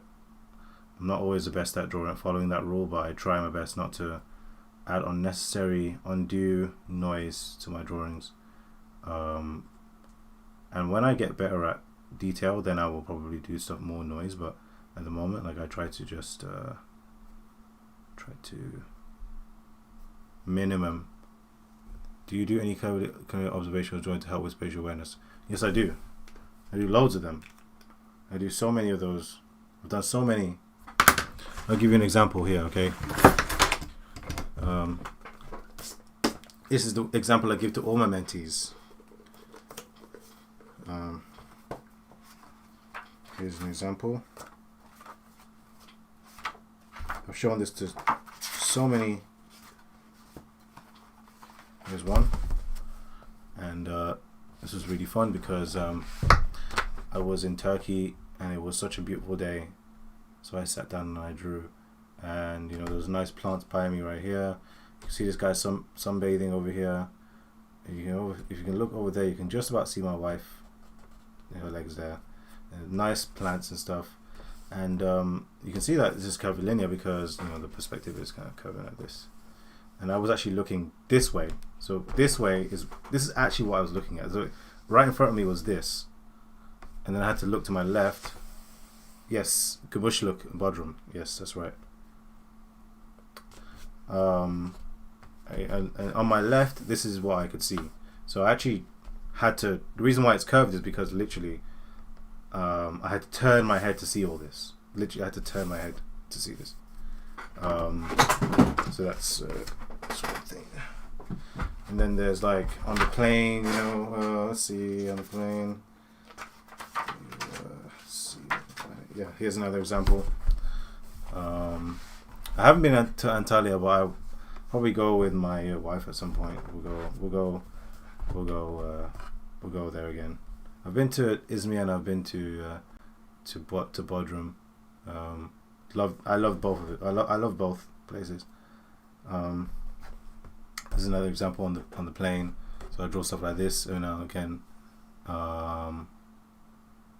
And then there's more stuff like here's another sketchbook. Me drawing spatial awareness drawings. Another one here. Another one. Another one.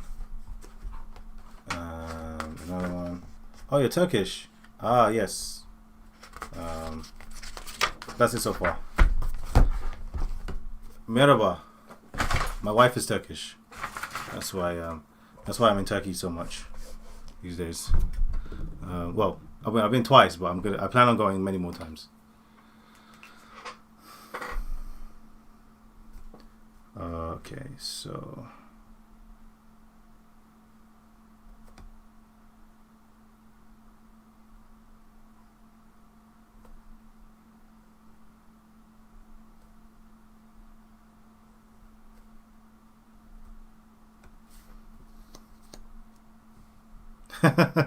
you're laughing at how bad my Turkish is. That's great. I like it. I like that. Okay, so we have the perspective is this way, so this means this would be going down like this, or something like this, and then we have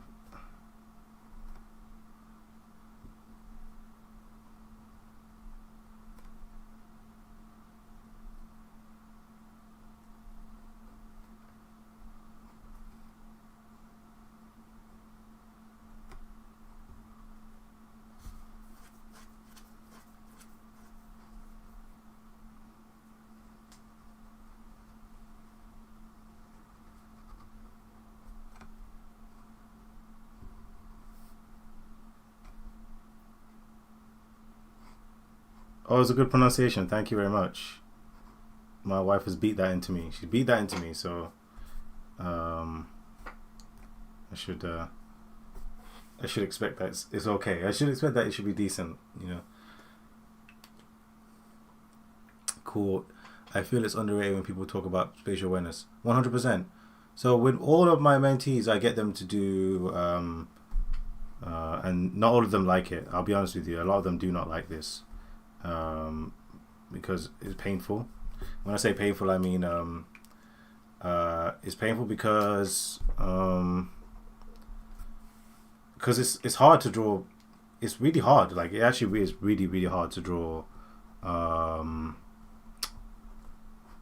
from life, because you have to do all this measuring and stuff, and people hate it. But I make all my mentees do it. And yeah, not all of them like it, but you know, I make them do it anyway.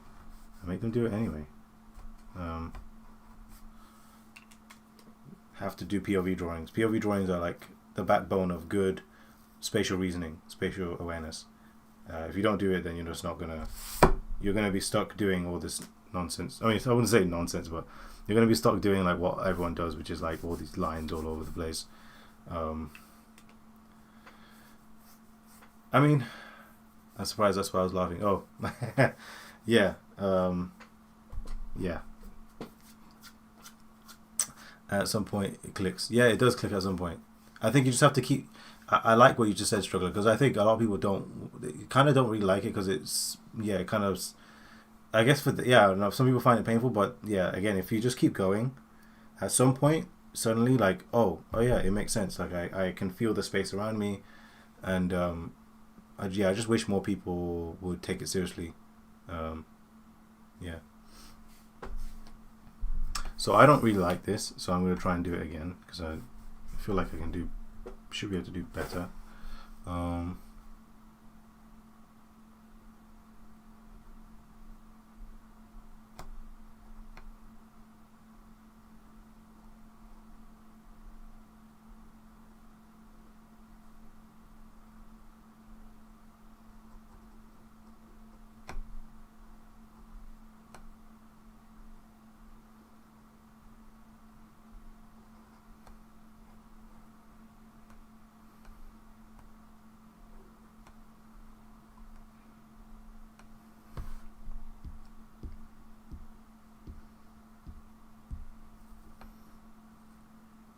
Exactly, that's right. Once it clicks, that's it.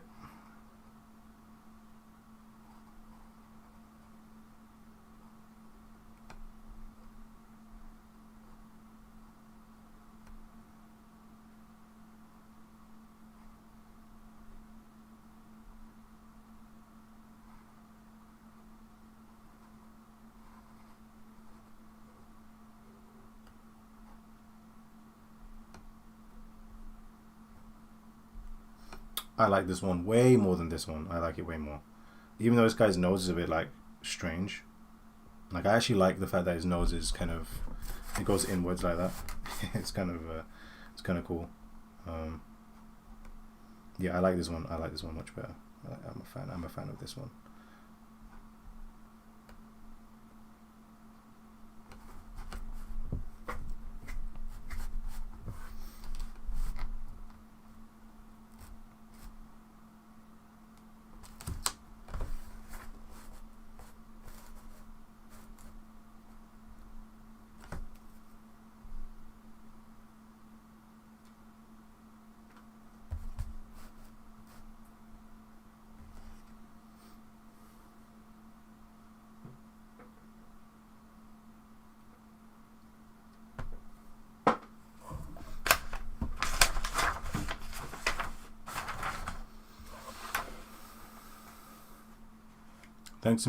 Thanks to you, click from. Oh, thanks so much. I appreciate that. If that's true, if it really clicked because of me, then I really appreciate. I'm glad that that happened for you, because I think you know, the whole perspective thing is something that holds a lot of people back, and it kind of sucks because some people are just like, I'm not getting this. But once it really clicks, it's like it really kind of opens you up to so much more artistic understanding, like, and you're able to just do so many things with much less effort. And yeah, it is something that clicks. So yeah, it's good. By the way, I was kind of thinking about Japanese salaryman when I was drawing this, but I don't know how well. I don't think I did a good job. I think it just looks like it, because the salaryman is supposed to have a suit on, and I haven't done that. So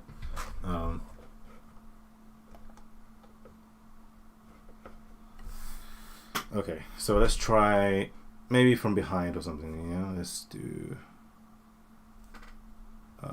Oh yeah, good night. Good night. Good night. Have a good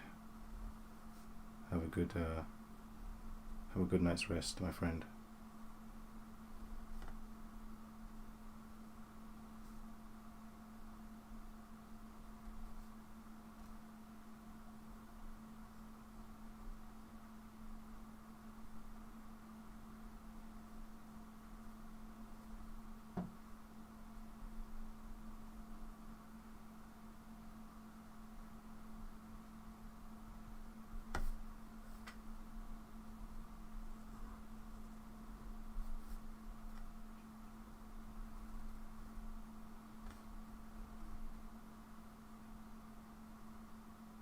And with that knowledge, I draw seeking for imagination. Sure, send it to me. Why not?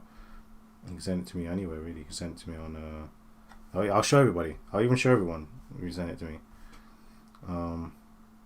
Unless you don't want me to.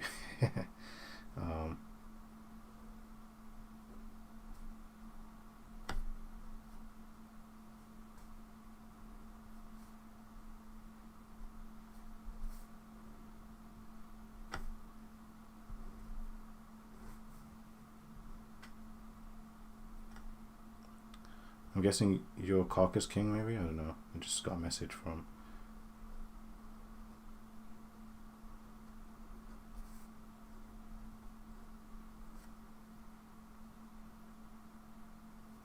Now, I don't actually know what happens here. I'm gonna guess that it kind of...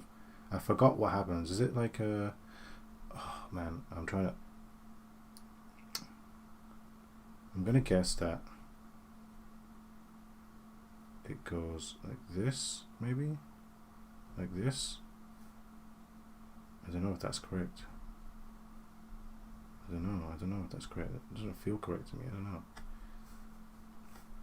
But these lines should stretch across like this, of course.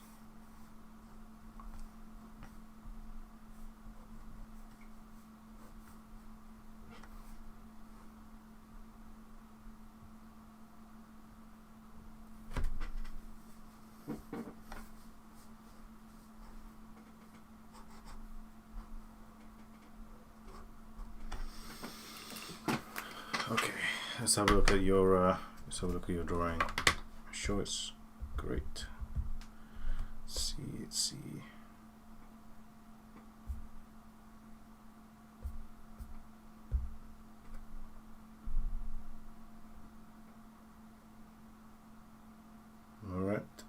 Murat Şahin. Oh yeah, we give you a follow. My Turkish brother. Okay. Oh wow, this is nice. Look at this. This is really good. Look at this guy. He's Murat Şahin. I'll type his name. I'll type you out for Carcass. Carcass. King. He's got really cool drawing here. Look at this. Excellent stuff. Wait, let me save it on so I can actually show it on a bigger.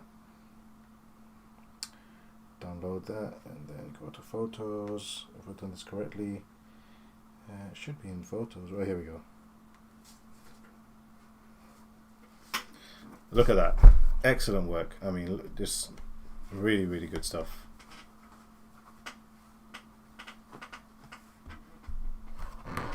Yeah, this is cool. I like this. This is really good. Wow, you're really good. I like this a lot. Good perspective and everything. Hey, I've made some progress. I think. Can't wait to continue your mentorship in a couple months. Awesome, Josh. Awesome. I'll be looking forward to. I'm looking forward to chatting with you again. hope you're having a good time on holiday and stuff, and resting up. You know.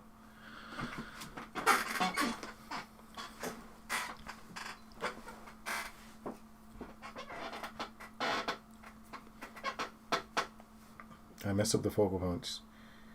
Yeah, maybe probably. I mean, everybody. I mean, I do that. I do that all the time as well.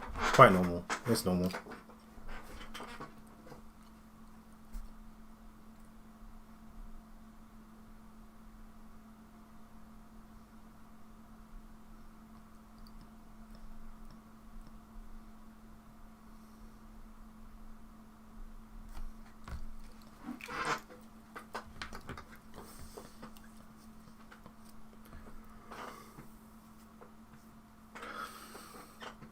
Yeah, people really should use this intuitive perspective. 100%. I 100% agree with. I 100% agree. It's way less taxing and stress on the brain. Once you get it, it's like life becomes much easier. Um,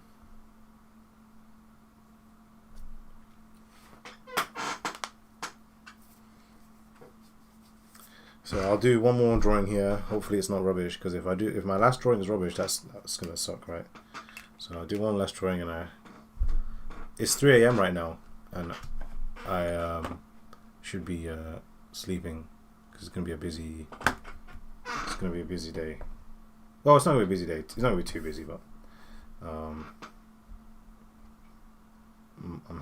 my wife is having a party, and I'm gonna be busy socializing, so I can't be too tired.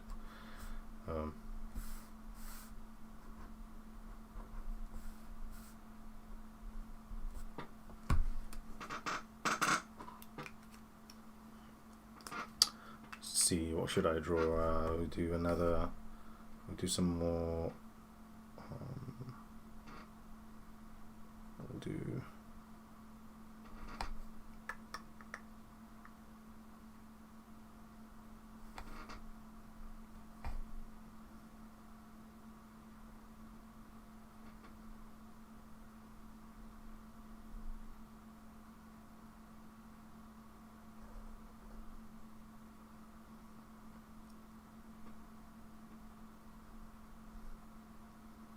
Honestly, you could be a great animator. I mean, I originally wanted to be an animator. That's one of the things that got me into drawing.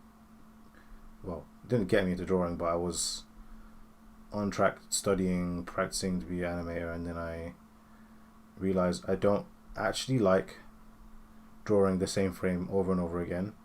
Like, it makes me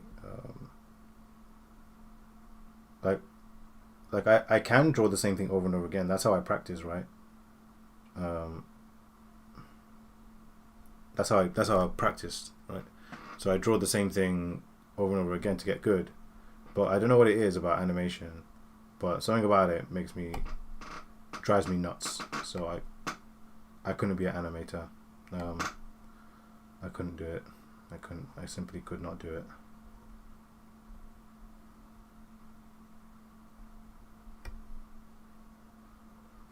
I couldn't draw the same frame over and over again.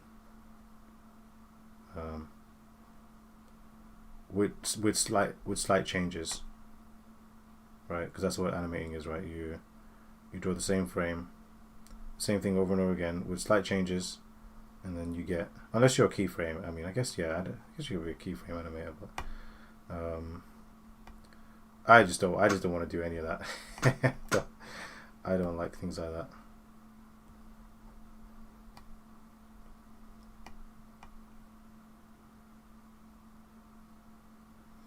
Forced to learn coding. Well, I actually do love coding. I love to code. I really like solving problems. I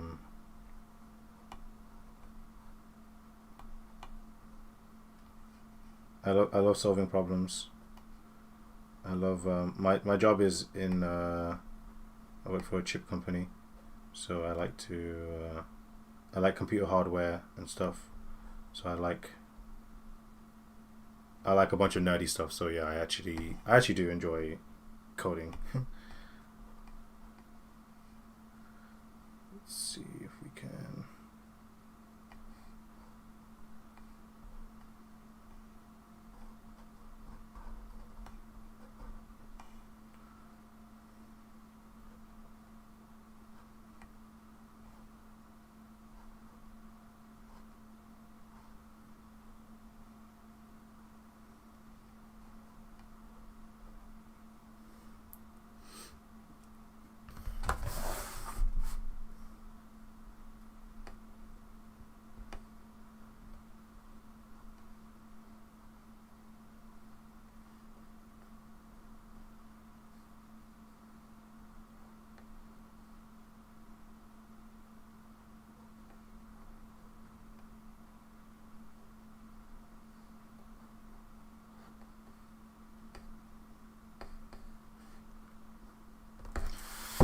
might be getting too ambitious there because I don't have the space. I don't have the space to do any of what I'm trying to do either.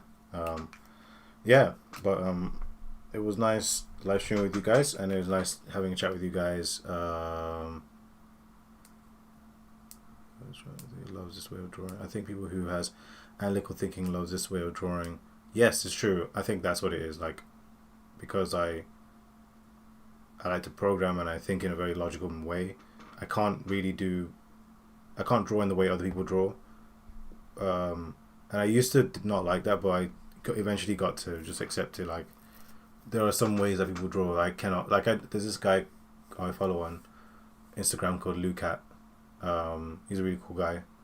But the way he draws and paints and stuff is like so alien to me. I find the process so hard to. I can't wrap my head around the way he does it. He's so good at it. You should check him out. He's really good. But like, I just respect everybody's way of doing things. I don't think people should necessarily dictate how people should. But yeah, everyone's got their own way, and it's probably tied to personality in some way. But anyway, yeah. So yeah, it was cool hanging out with you guys, and I wish you guys a good weekend. And yeah, all the best. Take care, guys.